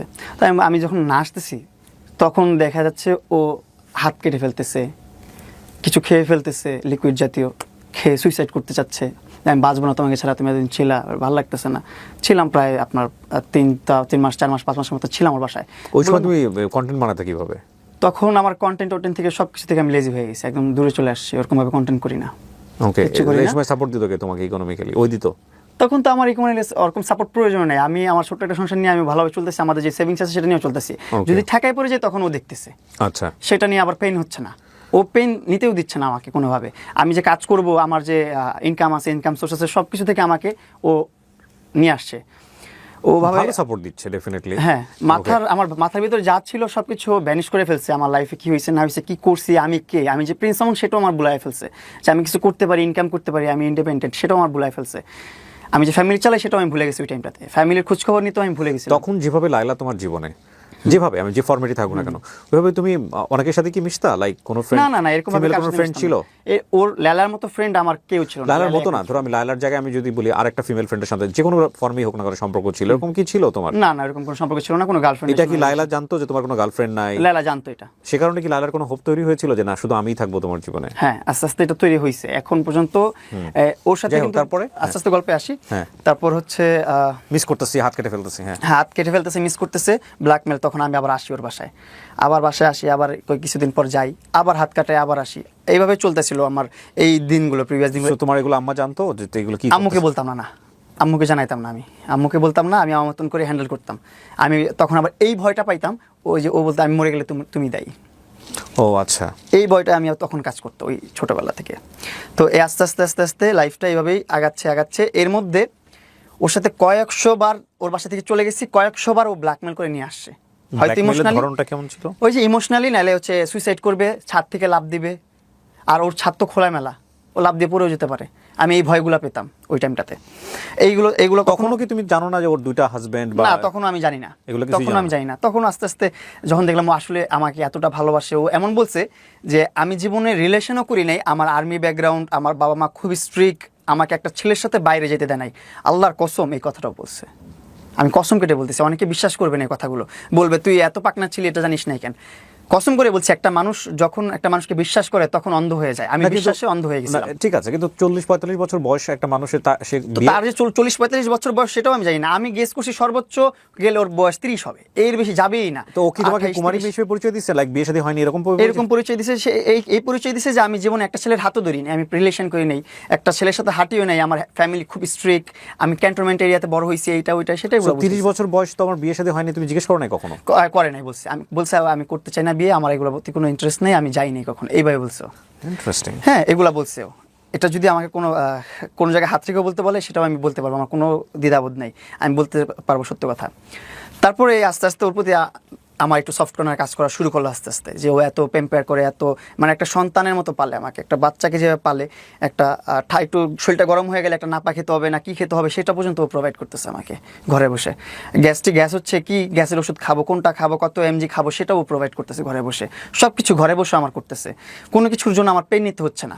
এই আমাকে বলতেছে তোমাকে আমি পালি কিছুদিন, এইভাবেও বলছে কিছু মাঝে মধ্যে মজার ছলে বা কোনো কথার ছলে, তোমাকে আমি পালতে থাকি, তোমার যখন মন চাবে তুমি চলে যাও, আমার সাথে তোমার বিয়ে করতে হবে, কিছু করতে হবে, তোমার এরকম কোনো দায়বদ্ধতা নেই, তোমার কোনো কমিটমেন্ট নেই, এভাবে বলছেও। এই কথাগুলো বলছে, এগুলা আমি কি এর কসম করে বলবো আমি বলতে পারি না, যে কসম কাটা ভালো না। তারপর কসম কাটতেছে কারণ মানুষকে এমনভাবে ম্যানিপুলেট করতেছে লালা, এমনভাবে পোস্ট করতেছে ভিডিও, এখন দেখা যাচ্ছে আমি প্রতারণার শিকার প্লাস আমি প্রতারক হয়ে যাচ্ছি, এরকম ভাবে আমাকে প্রেজেন্ট করতেছে। তারপরে ওর সাথে থাকা শুরু করলাম, আস্তে আস্তে এমনও ফিল করতেছিলাম যে না আসলে আমাকে খুব ভালোবাসে, ও জীবনে কারো কাছে যায় নাই, বুঝেন না। ওর এক্স হাজবেন্ডও আমার সাথে কথা বলে না, ওর বাচ্চারাও এসে আমার সাথে কোনো ডিটেলস শেয়ার করে না, ওর ফ্যামিলির কেউ কোনোভাবে আমার কাছে কোনো একটা সিঙ্গেল ওয়ার্ডও আমার কাছে শেয়ার করে না লায়লার পাস্ট নিয়ে বা কোনো কিছু নিয়ে। আমি কোনো কিছু জানতাম না, সব কিছু থেকে পিছনে ছিলাম আমি ওর ঘাটিও নেই এগুলো নিয়ে। তো এইভাবে আস্তে আস্তে রিলেশন শুরু হলো, আমি আস্তে আস্তে উইক হইলাম ওর প্রতি, না ওর সময় দেওয়া শুরু করলাম, যে এক সময় ভাবলাম যে ঠিক আছে যাক সমস্যা নেই, ওর সাথে সংসার করা যায়। আমার সংসারের কথা চিন্তা করে ফেলছি আমি, ভাবছি আমি। ও কিন্তু কখনো আমায় বলে না তোমার বিয়ে করতে হবে, এটা করতে সেটা করতে। আমি নিজ থেকে বলছি ঠিক আছে তুমি আমাকে পেম্পার করে এটা করে সেটা করতেছো, সব কিছু করতেছো, আমার লাইফস্টাইল গুছাচ্ছ। ও আমাকে এভাবে বলতো যে দেখো তোমার এটা করছি সেটা করছি, তোমার লাইফে এটা হবে সেটা হবে, এইভাবে মানে আমাকে খেলতো আমার মাথা নিয়ে, ব্রেন জুলে। আমি তখন ব্রেন ওয়াশ করে ফেলতাম আমার এক কথায়। তো আমি বলতাম ঠিক আছে আমার লাইফটা তাহলে খুব সুন্দরভাবে চলতেছে, কে না চায় একটা সুন্দর একটা লাইফ লিড করতে, সুন্দর একটা জীবন যাপন করতে। আমিও হয়তো বা তখন এই চিন্তা ভাবনা করি নাই যে মামুন নিজে ইনকাম করলে নিজে একটা লাক্সারিয়াস লাইফ লিড করতে পারবি তুই নিজে, এটা আমি তখন চিন্তা ভাবনা করতে পারি না। আমার মাথায় অতটুকু কুলাই নাই যে আমি নিজে চিন্তা করব যে হ্যাঁ মামুন তুই 2 লাখ 3 লাখ 4 লাখ 5 লাখ 7 লাখ টাকা 8 লাখ টাকা, এমন সময় গেছে 9 লাখ 10 লাখ টাকাও ইনকাম করছি আমি। তখন লেলার সাথে কন্টেন্ট করি না আমি, লেলা তখন কন্টেন্ট ক্রিয়েটার না। লেলাকে কন্টেন্ট ক্রিয়েটার বানাইছি ওর সাথে পরিচয় হওয়ার 1-1.5 বছর পর। ওর কন্টেন্টে নিয়ে আসছি, ওর এখন মিলিয়ন মিলিয়ন ফলোয়ার এক এক প্ল্যাটফর্মে। ফেসবুকে 1.2 মিলিয়ন ফলোয়ার, লাইকিতে 4 মিলিয়ন ফলোয়ার, টিকটকে 4 মিলিয়ন ফলোয়ার, এরকম ফলোয়ার অনেক জায়গায় অনেক ফলোয়ার। যাই হোক, ইনস্টাগ্রামে 2-3 লাখ ফলোয়ার, ভালো ভালো ইনফ্লুয়েন্সার হয়ে গেছে ও এখন, এসে হয়েছে ওর। কিন্তু তখন বানাই নাই আমি, তখন আমি যেহেতু তুমি তাকে বললা যে ঠিক আছে না বিয়ে শাদী করা যায়, মানে তুমি চিন্তা করলে, আমি চিন্তা করলাম যে হ্যাঁ করা যায়, মেয়েটা এতটা লয়াল আমার প্রতি, এতটা ভালোবাসে আমাকে। আর আমি তখন ফ্যামিলি জানাইছো তুমি? তখন না, ফ্যামিলিকে জানাই না। তখন আমি জানি যে ও সিঙ্গেল, জীবনে একটা ছেলের হাতও ধরে না, এতটুকু জানি আমি। তো আস্তে আস্তে এভাবে চলছে, আগাচ্ছে। কিন্তু দিন শেষে আমি যখন দেখলাম না, প্রমাণ হয়েছে আপনার 2023 সালে যে ওর সাথে একটা মারামারির ঘটনা হয়েছে আমার, তুমি গায়ে হাত তুলছিলা? আমি গায়ে হাত তুলছি, কিন্তু আমি গায়ে হাত তোলার আগেও আমার গায়ে হাত তুলছে, সেটা আর প্রকাশ করে নাই কেউ, সেটা ও প্রকাশ করে নাই। একটা ছেলে কম ক্ষোভে কি হাত নাড়ে, কম ক্ষোভে কি লাইভে আসে? যাই হোক, ওর সাথে তখন একটা পার্টিতে গেছি, একটা অনুষ্ঠানে গেছি, অনুষ্ঠান থেকে যখন ব্যাক করছি, ব্যাক করার পর ওর সাথে ওর ছবি নিয়ে, ওর হাজবেন্ডের যে প্রুফগুলো যেগুলো আছে এগুলো তুমি জানলে কিভাবে? এগুলো আমি ও যখন আমার মোবাইল স্টক করছে, যখন আমি বারবার চলে যাই, দেখতেছে মরার ব্ল্যাকমেল করতেছে, সেগুলো দেখেছি হচ্ছে না, তখন আমার মোবাইল থেকে হাতায় হুতায় যত ছবি আছে 5টা সব কিছু বের করছে, বের করে এগুলো রাখছে। আমি তখন আমার অনেক খারাপ লাগছে যে আমি তোমার কখনো তোমার এইজটা নিয়ে পর্যন্ত প্রশ্ন করি না, যখন তুমি তোমার এইজ জিজ্ঞাসা করি তখন তুমি বলো তুমি খুঁজে নাও, আমিও খুঁজতে থাকি একা একা। আমি তোমার মোবাইল ঘাটি না, প্রাইভেট কোনো জায়গায় ঢুকি না। তোমার প্রাইভেট মোবাইল তোমার থাকতে পারে, ব্যক্তিগত অনেক কিছু। মানে যে মোবাইল স্টকিং এর ব্যাপারটা কি লাস্ট টাইমের কথা বলতেছ নাকি এর আগেও? এর আগেও করছে, এর আগেও অনেক করছে, এর আগেও অনেক নিউজ প্রেজেন্টারদের কাছেও এগুলা পাঠায় রাখছে অনেক আগে থেকে। আচ্ছা হ্যাঁ, তো তারপরে এটা তো এত একদিনের ঘটনা না। প্রথম যেটা হলো যে তোমাদেরকে আমরা সামাজিক যোগাযোগ মাধ্যমে চেনা শুরু করলাম, দুজন একসাথে মুভ করা, তারপরে ওর সাথে যখন মনে করলাম যে না থাকা যায়, তারপর আস্তে আস্তে বিয়ে শাদী করব, তখন ওরে কন্টেন্ট করে দেওয়া শুরু করলাম। ওরে কন্টেন্ট করে দিয়ে যে ভাবলাম ওর একটু প্রতিষ্ঠিত করে দিই অনলাইনে, ও আর আমি মিলে একসাথে কিছু একটা করবো অনলাইনে, ভালো কিছু করব, ভালো কিছু দেখানো যাবে, ভালো আর্নিংও করা যাবে সোশ্যাল মিডিয়া। তোমার মাথায় আসা উচিত না? তোমার বয়স 17, ওর বয়স 30, তোমাদের ডিফারেন্স হচ্ছে 13 বছরের বেশি সময়। অন্ধ হয়ে গেছে আমি তখন। 13 বছর না, আমার বয়স প্রায় না 30 তুমি জানো, 30 তুমি জানো, যে কারণে তোমার জানার জায়গা থেকে আমি প্রশ্নটা 13 বছরটা আমার কাছে খুব নরমাল লাগছে। 10-13 বছর এগুলো থাকে। বাংলাদেশের সোসাইটি কিন্তু একটা বিশাল রকমের চ্যালেঞ্জ ফেস করতে হবে। তোমার এটা মাথায় আসে নাই যে এই একটা ভদ্রমহিলাকে নিয়ে আমি মুভ করব? প্রথমে কিন্তু আমি এগুলো চিন্তা ভাবনা করি না যে ওর সাথে আমি একটা রিলেশনে যাব বা ওর সাথে একটা ভবিষ্যৎ পরিকল্পনা করবে, এরকম কোনো চিন্তা ভাবনা আমার। তোমার তার আচরণ দেখে ভালো ছিল, হ্যাঁ, মনে হচ্ছে সে আমাকে ম্যানিপুলেট করে ফেলছে তার সাথে চলার জন্য, তার সাথে থাকার জন্য, তার সাথে সংসার বাঁধার জন্য সে অলরেডি করে ফেলছে। ম্যানিপুলেট কেন বলতেছো? সে তো তোমাকে এখনো ভালোবাসে, তোমার জন্য সে ভয়ঙ্কর লেভেলের ক্রেজি। এটা ভালোবাসা। ম্যাড লাভ বলে একটা ছবি আছে, তুমি যদি এখন ম্যাচিউর হয়েছো দেখে নিও সময় পেলে। ম্যাড লাভ বা ম্যাড জোয়ান, সম্ভবত ইটালিয়ান ভাষায়, মানে বিভিন্ন রকমের ভালোবাসা। জেল খাটানো তো নর্মাল বিষয়, মেরে পর্যন্ত ফেলে, তুমি জানো। লাভের বিভিন্ন ফর্ম আছে, হয়তো তুমি জানো না। যাই হোক, শোনো, তোমার জন্য যদি সে ক্রেজি না হইতো তাহলে সে এত কিছু করতো না। প্রথম কথা হচ্ছে এটা আমি আমার জায়গা থেকে যেটা বুঝি। হ্যাঁ, আমার বোঝা ভুল থাকতে পারে, এখন তুমি অ্যাকসেপ্ট করতে পারছো না, সেটা তুমি তোমার দুজনের সিঙ্ক হচ্ছে না। তুমি জায়গা থেকে তুমি প্রশ্ন করতে পারো যে না, ভালোবাসাটা কেন এরকম হবে? আমি যাকে ভালোবাসবো তাকে আমি কেন হিট করব? আমি যাকে ভালোবাসবো কেন আমি তাকে কেন বিপদে ফেলবো? ভালোবাসে বলেই মানুষ এটা করতে পারে অনেক সময়। আমার ভালোবাসার ধরনটা অন্যরকম, আমি আমার ভালোবাসার ধরন হয়তো বা অন্যরকম হয়ে গেছে, ম্যাচ করছে না, ইন্টারেস্টের জায়গা ডিফারেন্ট হয়ে গেছে, that's a different thing. But আমার ভালোবাসার জায়গাটা হচ্ছে কি ভাই, আমি আমার ভালোবাসার মানুষের জন্য দুনিয়াটা উল্টে দিতে পারবো, আমি দুনিয়া ধ্বংস করে দিতে পারবো, কিন্তু আমার ভালোবাসার মানুষের একটা চুলের ফুটা লাগতে দেবো না, চুল উঠতে দেবো না আমি আমার ভালোবাসার মানুষ, যতক্ষণ পর্যন্ত সেটা প্লিজেন্ট সম্পর্ক থাকে, শান্তিদায়ক সম্পর্ক। আমার সাথে যদি আমার পার্টনার সুখী না হয়, সে যদি আমাকে না চায়, তুমি দেখো এটা তাকে আমি জোর করে রাখবো কেন? তুমি পয়েন্টে স্টিক থাকতে পারবে না। কেন পারবে না? তুমি একটু আগে বলছো লায়লাকে তুমি বিয়ের কথা চিন্তা করছো হ্যাঁ, করছি তো। বিয়ের কথা কখন একটা মানুষকে চিন্তা করো? যখন তুমি তাকে লাভ করো। সেই লায়লাকে কি তুমি এখন লাভ করো? এখন করি না। এটা আস্তে আস্তে স্টেপ বাই স্টেপ আসতে থাকলে আচ্ছা আসুক, চলো। হ্যাঁ, তারপরে আসতে থাকলে আপনি বুঝতে পারবেন যে কতটা তিক্ততার কারণে আমি তাকে ঘৃণা করি এখন, কতটা তিক্ততার কারণে ভালোবাসার জায়গাটা নষ্ট হয়ে তখনও গেছে। তুমি জানো না যে আলটিমেটলি সে হচ্ছে তার আর দুটো বিয়ে ছিল। তো তুমি এটা জানলা কিভাবে, আমাকে এটা বলো। হ্যাঁ, এটা জানলাম আমি ওই যখন আমার মোবাইল স্টকিং করলো, তখন আমি ওর মোবাইল একদিন স্টকিং শুরু করলাম। ওর গুগল ফটোস টটো সব নামায়া ওর জিমেল দিয়ে সব খুঁজলাম, বের করে দেখলাম সব কিছু আমার যত প্রকার ওর সাথে ব্যক্তিগত মোমেন্ট আছে সেগুলোর ভিডিও রাখছে, ছবিও রাখছে। তারপর ওইখানে ব্যক্তিগত মোমেন্টের ভিডিওগুলো করতো কে? ওই করতো, আমি তো ঘুমায় থাকতাম, ইয়া করে থাকতাম, এগুলো পোস্টও করছে ফেসবুকে। আরও অনেক কিছু আছে যেগুলো এখনো পোস্ট করে না, হুমকির মুখে আসি যে পোস্ট করতে পারে যে কোনো সময়। তারপর ওইখানে ওর হাজবেন্ডের এনআইডি কার্ড, ওর এনআইডি কার্ড, হাজবেন্ডের সাথে কাগজ, ওর কাগজ সব কিছু আমি ওই ফাইলের মধ্যে পাই, ফোল্ডারের মধ্যে আমার কাছে আছে, আমি আপনাকে দেখাবো। সো তুমি এগুলো নিয়ে নিয়েছো? আমি এগুলো নিয়ে নিচ্ছি ট্রান্সফার করে, যেহেতু আমারটা স্টকিং করছে আমিও স্টকিং করে ফেলছি। করার পর আমি পাওয়ার পর থেকে তো আমার মনে মানে ভিতরে ভেঙে চুরে গেছে একদম, সবকিছু তছনছ হয়ে গেছে। আমি এতদিন ধরে কি বোকার স্বর্গে বসবাস করলাম, কি বুঝাইলো আমারে, কি বুঝা চলাম আমি। যে বলছে একটা পুরুষের হাত ধরে নেয়, সে দুইটা সংসার করে ফেলছে, আবার দুইটা সংসারে দুইটা বাবু আছে, দুইটা বাবু কি আকাশ থেকে পড়ছে, তার সাথে যদি সংসার না করে সে? জিজ্ঞেস করলা না বিষয়টা নিয়ে? সেগুলো আমি তখন আর জিজ্ঞাসা করি নাই, যেহেতু আমি গোপনে দেখছি, গোপনে রাখছি মোবাইল ছবিগুলো। তো এই মোমেন্টে আমি যখন ওর সাথে একটা কথা তর্ক বিতর্কের মধ্যে গাড়ির মধ্যে আমি একটা অনুষ্ঠানে গেছিলাম, অনুষ্ঠানে যে সেখানে আমরা হালকা পাতলা একটু পার্টি করছি, ও পার্টি করছে, আমি পার্টি করছি, সবাই মিলে জিলে অনেক কিছু খাওয়া দাওয়া করে ওইখান থেকে বাসায় ব্যাক করছি। ব্যাক করার পর আমি বলছি বাসায় চলে যাও, আমি একটু বাসায় পরে আসতেছি। আমার একটা ভাই ফোন দিছে যেখানে আমি একটু যা মিট করবো, আড্ডা মারবো, গল্প করবো, তারপর আমি আসতেছি, একটা একাকিত্ব সময় কাটায় আসি, কারণ এমনিতে ভালো লাগতেছে, মনের অবস্থাও ভালো না। তো ওই টাইমটাতে ও বলতেছে তুমি যাইতে পারবো না এখন আমার এখান থেকে সরে, আমাকে নিয়ে তোমাকে যেতে হবে। আমি তোমাকে নিয়ে আমি যাবো না ওইখানে, আমার ওটা ব্যক্তিগত সময়, আমি ওখানে টাইম পাস করবো, এখানে আমার সময়টা কাটাবো, এখানে আমি তোমাকে নিয়ে যাবো না। আমি বলছে না তুমি যেতে পারবো না, তুমি কোন মেয়ের সাথে যাবে, এটা করবা সেটা করবা। আমি তখনই ওই প্রসঙ্গে আমি ওর হাজবেন্ড টান দিছি, হাজবেন্ডের কথা নিয়ে রাখছি। ওকে, আমি মেয়ে নিয়ে যাবো না কি নিয়ে যাবে, এত টেনশন করতেছো তুমি যে দুইটা সংসার করে আসছো, এগুলা সেগুলো কে বলো। তখনই ওর মাথা টাস করে বাড়ি খেয়ে গেলো, কি করবে ও, তখনই ও পাগল হয়ে গেছে। ওই টাইমটাতেই আমার একটা চড় মেরা দিল, যে কি বলিস এইসব, আমার ওর প্রুফ দেখাই নাই, প্রুফটা বাইর করছি, এর মধ্যে চড় মেরা দিছে। এই তো চড় মাইরা চুল টান দিছে, আমার মাথা নষ্ট হয়ে গেছে। আর ওর ফেসে মাল্টি সার্জারি করা, অনেক প্রকারের সার্জারি করছে, অনেক প্রকারের ট্রিটমেন্ট নিচ্ছে ওর ফেসে, থ্রেটিং, বোটক্স, এটা ওইটা সেইটা। তো ওর মুখে ও যেভাবে চড় মারছে আমাকে, আমিও সেম চড়টাই মারছি ওকে।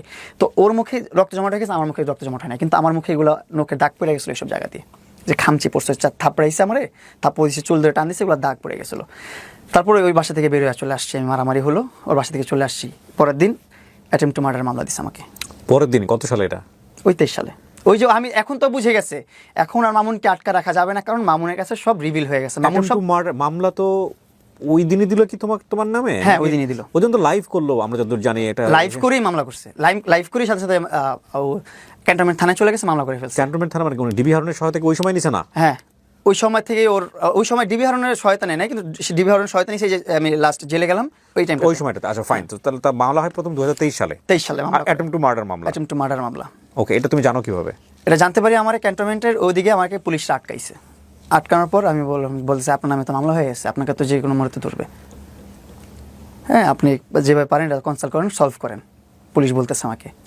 সেটা একটা এমনিতে একটা ডিউটি ছাড়া বা ডিউটিতে রাস্তার মধ্যে দেখা হয়েছে, একজন ফ্যান পুলিশ বলতে পারেন, যে আমার ভিডিও দেখে।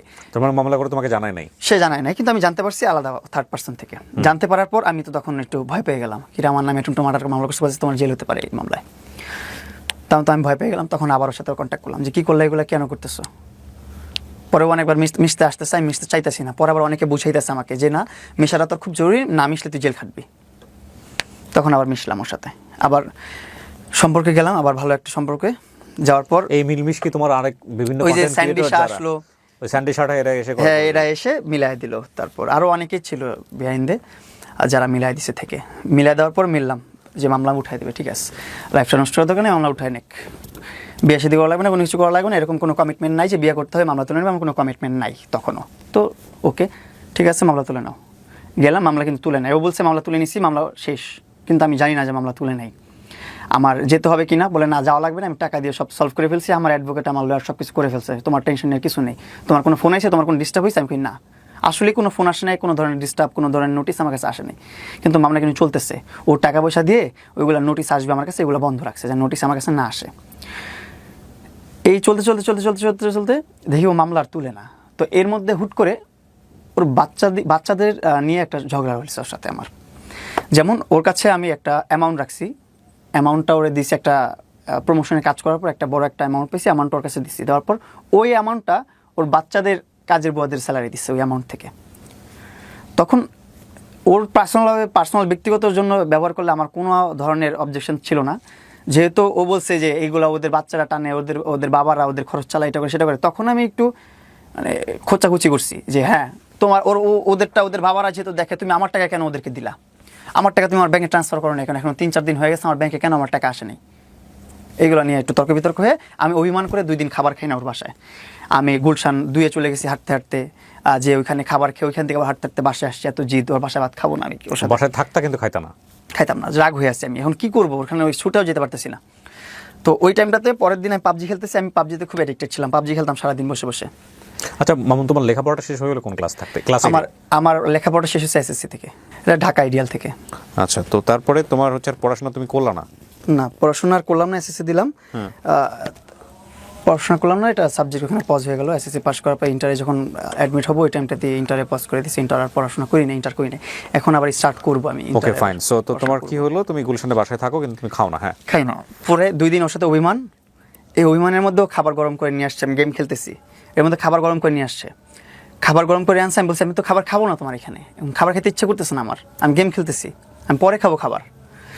এটা বলে এই ওর মেজাজ চড়া হয়ে গেল কেন জানি, হুট করে বলতেছে তুই খাবার খাবি না কেন, আমি খাবার নিজে গরম করে নিয়ে আসছি, খাবি না কেন? হ্যাঁ, ভাই আমি খাবো না, তুমি নিজে নিজে গরম করছো, নিজে নিজে গরম করে আনতেছো, তুমি কষ্ট করছো, তোমার কষ্ট করছো তো আমি বলি নাই। এইগুলো নিয়ে তর্ক বিতর্কের মধ্যে এখন বলতেছে যে আমি ওর মেয়ে নিয়ে কথা উঠছে। তো তখন বলতে আমার মেয়ে নিয়ে কথা বলবি না, এটা করবি না, সেটা করবি না, আমার এগুলো সব তোর ভুলে যা, তোর সাথে আমার কোনো কথা নেই, তোমার বাসা থেকে এক্ষণ বের হয়ে যা। মানে কথোপকথনের মাঝখানে লাস্ট কথা তুই আমার বাসা থেকে এক্ষণ বের হয়ে যা। কোনো ধরনের ঝগড়াঝাটি মারামারি কোনো কিছু নেই ওর সাথে আমার। তখন যেতে বলছে বের হয়ে যেতে, তখন খুব হার্ড হয়েছে আমি, যে না আমি অভিমান করে থাকতেই পারি, তোর এত কিছু জানার পর আমি তোর সাথে আছি, এটাই তো বড় বিষয় একটা। তারপর আমি অভিমান করছি, আমাকে সাথে সাথে বলছি ঘর থেকে বের হয়ে যায় এক্ষুনি। আমি আবার বলছি ঠিক আছে, আমি আমার জিনিসপত্র নিয়ে আমি ঘর থেকে বের হয়ে চলে আসছি, এক কাপড়ে বের হয়ে চলে আসছি। চলে আসার পর আমি ঢাকায় 1 মাস ছিলাম, রোজার মাস। তারপর রোজার ঈদ কাটাইলাম গ্রামে কাটানোর পর আবার ঢাকা আসছি। ঢাকায় এসে মাসুদ ভাইয়ের সাথে কন্ট্যাক্ট করলাম, মাসুদ ভাইয়ের সাথে কথা বললাম। মাসুদ ভাই একটু আইডিয়া দিল বিজনেস। মাসুদ খান, উনি একজন বিউটি এক্সপার্ট, বাংলাদেশের ভালো একজন বিউটি এক্সপার্ট, মেকআপ আর্টিস্ট। তো ওনার ধারা আমি একটা বিজনেস শুরু করলাম, বসুন্ধরা আবাসিকের মেইন রোডে প্রিন্স কাট সেলুন। এটার গ্র্যান্ড ওপেনিং করব। ওই টাইমটাতে আমি আবার লায়লাকে ডাকাইছি যে থাক, একটা ভালো একটা সময়, খারাপ একটা সময়, যে সময় ছিল আমার একটা ভালো একটা মুমেন্টও থাকুক, ওরে নিয়ে আসি। একসাথে এনে ওরে নিয়ে গ্র্যান্ড ওপেনিং করলাম। করার পর দেখি কি আমার নামে ওয়ারেন্ট বেরিয়েছে। ওয়ারেন্ট কিসের? ওই যে 2023 সালে অ্যাটেম্প টু মার্ডার মামলা করছে, ওই অ্যাটেম্প টু মার্ডারের ওয়ারেন্ট বেরিয়েছে। এটা গ্র্যান্ড ওপেনিংয়ের আগে অ্যাটেম্প টু মার্ডারের মামলা বেরিয়েছে, ওয়ারেন্ট বেরিয়েছে। ওয়ারেন্ট বের হওয়ার পর এখন তো আমি ভয় পেয়ে গেছি অনেক। কিরে ওয়ারেন্ট বের হয়ে গেল, গ্রেফতারি পরোয়ানা বের হয়েছে, আমাকে অ্যারেস্ট করবে এখনই। পরে আমি তো এখন কি করব? পরে মাসুদ ভাইয়ের সাথে কনসাল্ট করলাম, ভাই বিজনেসটা স্টার্ট করতেছে, কীভাবে কী করবো, সব তো নষ্ট হয়ে যাবে, সব তো। পরে মাসুদ ভাই লয়ারদের সাথে কথাবার্তা বলে উনি আমাদেরকে, আমি স্যারেন্ডার করছি কোর্টে স্যারেন্ডার করে আমি আমার যে বক্তব্য সেটা পেশ করছে আমার লয়ার। পেশ করার পর আদালত মনে করছে যে হ্যাঁ এটা জামিনযোগ্য, জামিন দিয়ে দিছে। জামিনটা পাওয়ার পর ওর নিয়ে গ্র্যান্ড ওপেনিং করছি, জামিন পাওয়ার পর গ্র্যান্ড ওপেনিং করছে। তখন সঙ্গে সঙ্গে তুমি ওকে ধরো নাই যে তুমি এটা কেন ওয়ারেন্ট বের হইলো বা কি অবস্থা? এটা নিয়ে আর প্রশ্নই করি না, ওর সাথে থাকি না আমি, ওর সাথে তো কথা বলি না আমি আর। ও তখন তুমি থাকো না? না, কথা বলি না। তো ওকে নিয়ে কেন গ্র্যান্ড ওপেনিং করলা তাহলে? ওই যে মনে করলাম যে একটা শুভাকাঙ্ক্ষী হিসাবে ওরে নিয়ে আসি, গ্র্যান্ড ওপেনিং করাই, আমার জীবনের প্রথম বিজনেস, প্রথম একটা ভালো কাজ করতেছি, প্রথম কিছু একটা হচ্ছে, আমার প্রতিষ্ঠান হচ্ছে, একটু নিয়ে আসি, সবাই থাকুক, মুক্কা লাগালি না করে। এখন আমি ভাবতেছিলাম আমার এটাও যে আমার গ্র্যান্ড ওপেনিং যদি পুলিশ ঢুকায় দেয় অ্যারেস্ট করার জন্য, তখন আমি কি করব? এই জন্য এটাও একটা পয়েন্ট ছিল আমার, ওকে আমার গ্র্যান্ড ওপেনিংয়ে রাখা। আরেকটা পয়েন্ট যে একটা শুভাকাঙ্ক্ষী ওরেও রাখি আমার সাথে। এই দুইটা পয়েন্ট একসাথে কাজ করছে মাথায়। তো এই দুইটা চিন্তা ভাবনা করি আমার গ্র্যান্ড ওপেনিংয়ে লালাকে আনাইছি, লালাকে রাখছি। রাখার পর গ্র্যান্ড ওপেনিং করলাম, বিজনেস চলতেছে। 2-1 দিনের মধ্যে দেখি আবার আমার নামে ধর্ষণ মামলা বেরিয়েছে। ধর্ষণ মামলা? জি, ধর্ষণ মামলা বের হয়েছে। তাও ওর সাথে কিন্তু সম্পর্ক কিন্তু শেষ 3 মাস হয়ে গেছে, প্লাস 3 মাসের মাথায় আমার 2-3 মাসের মধ্যে আমার ধর্ষণ মামলা করছে আমার নামে। এই ধর্ষণ মামলা নিয়ে তো এখন আবার হ্যাসেল, এই তো ঝামেলা পড়ে গেলাম। ধর্ষণ মামলাটা করছে আমি জানি না, এটার একটা স্টোরি আছে, এই স্টোরিটাও আমি বলি এখন খুলে। ওপেনিং আমার প্রিন্স কাট সেলুনের গ্র্যান্ড ওপেনিংয়ের পর আমি আর মাসুদ ভাই গেছি আপনার চিটাগাঙে চিটাগাঙের একটা মত বিনিময় হচ্ছে কোনো একটা প্রকল্প নিয়ে। ওইখানে আমরা ছিলাম, ওইখানে অনেক গবেষণা, অনেক কথাবার্তা বলছে অনেক মুরব্বী মানুষরা, সেখানে শুনতেছিলাম, আমরা গেস্ট ছিলাম। তো ওই কাজ শেষে যখন আমি ব্যাক করতেছি কুমিল্লাতে, আবার মাসুদ ভাইয়ের সেলুন আছে, ওইখানে ভিজিট করে যখন ব্যাক করতেছি, দাউদকান্দিতে ফিল্মি স্টাইলে 15-20 জন পুলিশ এসে ঘেরে কোন দিক থেকে আসছে, কি হয়েছে না হয়েছে, সার্কেল অফিসার, এটা ওইটা সেটা ভরা 15-20 জন সবাই এসে গাড়ি ধরে রাখছে। মনে হচ্ছে যে একজন বাংলাদেশের ন্যাশনাল যে মাফিয়া বা ন্যাশনাল যে ক্রাইমের যে অনেক খারাপ কেউ থাকে, সে যাচ্ছে, তাকে আটক করা হয়েছে, এরকমভাবে আমাকে আটক করছে। আমি কিন্তু তখন জানি না মানে আমার কী মামলা হয়েছে। আটক করার পর কী হয়েছে, বলছে আপনার নামে অভিযোগ আছে, আপনি যেতে পারবেন না, এখন এখানে থাকেন। আমি বলছি ভাই আমার তো গ্রেফতারি পরোয়ানা ফেরত আছে, এই যে দেখেন আমি তো গ্রেফতারি জামিন নিচ্ছি, আমি তো গ্রেফতার হওয়ার কোনো কথা না এখানে, আপনি মনে হয় ভুল হচ্ছে আপনার কোথাও। আমার কোনো ভুল হচ্ছে না, আপনি বসেন, আপনার নামে ধর্ষণ মামলা আছে। আমার মাথা মানে আকাশ ভেঙে পড়লো, শরীরটা ছেড়ে দিল সাথে সাথে, কি ধর্ষণ মামলা আমার নামে। পরে বলতেছে আপনি দাঁড়ান, আমি আমার কাগজ দেখান, আপনি যে আমার অ্যারেস্ট করতেছেন, আমাকে আটকে রাখছেন কেন, কাগজ দেখান। পরে উনি কোথায় কোথায় ফোন দিল, কাগজ পাঠাইলো ওনাকে, ওনার কাছে কিন্তু তখনও কাগজ নাই, সে কাগজ আনায় কাগজ আমার দেখেছে। সে কোন জায়গা থেকে তকবির করছে যে দাউদকান্দি সার্কেল অফিসার আরও যত পুলিশ আছে তারা কাগজ ছাড়াই আমাকে অ্যারেস্ট করে ফেলছে। পরে আমাকে কাগজ 10-15 মিনিট পর আমার কাগজ এনে দেখেছে, এই দেখেন আপনার কাগজ। তখন দেখলাম যে লেলা আক্তার ফারহাদ আমার নামে ধর্ষণ মামলা করছে। কেন করছে, আমি এখন ইন্ডিপেন্ডেন্ট, আমি এখন বিজনেস করি, আমি আমার মতন মুভ অন করছি, আমি আমার মতন থাকতেছি, এই জন্য আমার নামে মামলা করছে। ওইখান থেকে ধরে ডিরেক্ট ওইখানে রাইখা, কতটা মানে ইম্পর্টেন্ট আমি অ্যারেস্ট হওয়াটা, তৎনগত ওইখান থেকে প্রাইভেট মাইক্রোবাস গেছে, পুলিশের গাড়ি যায় নাই কিন্তু আমাকে পিক করার জন্য, প্রাইভেট গাড়ি গেছে আমাকে আনার জন্য দাউদকান্দি থেকে।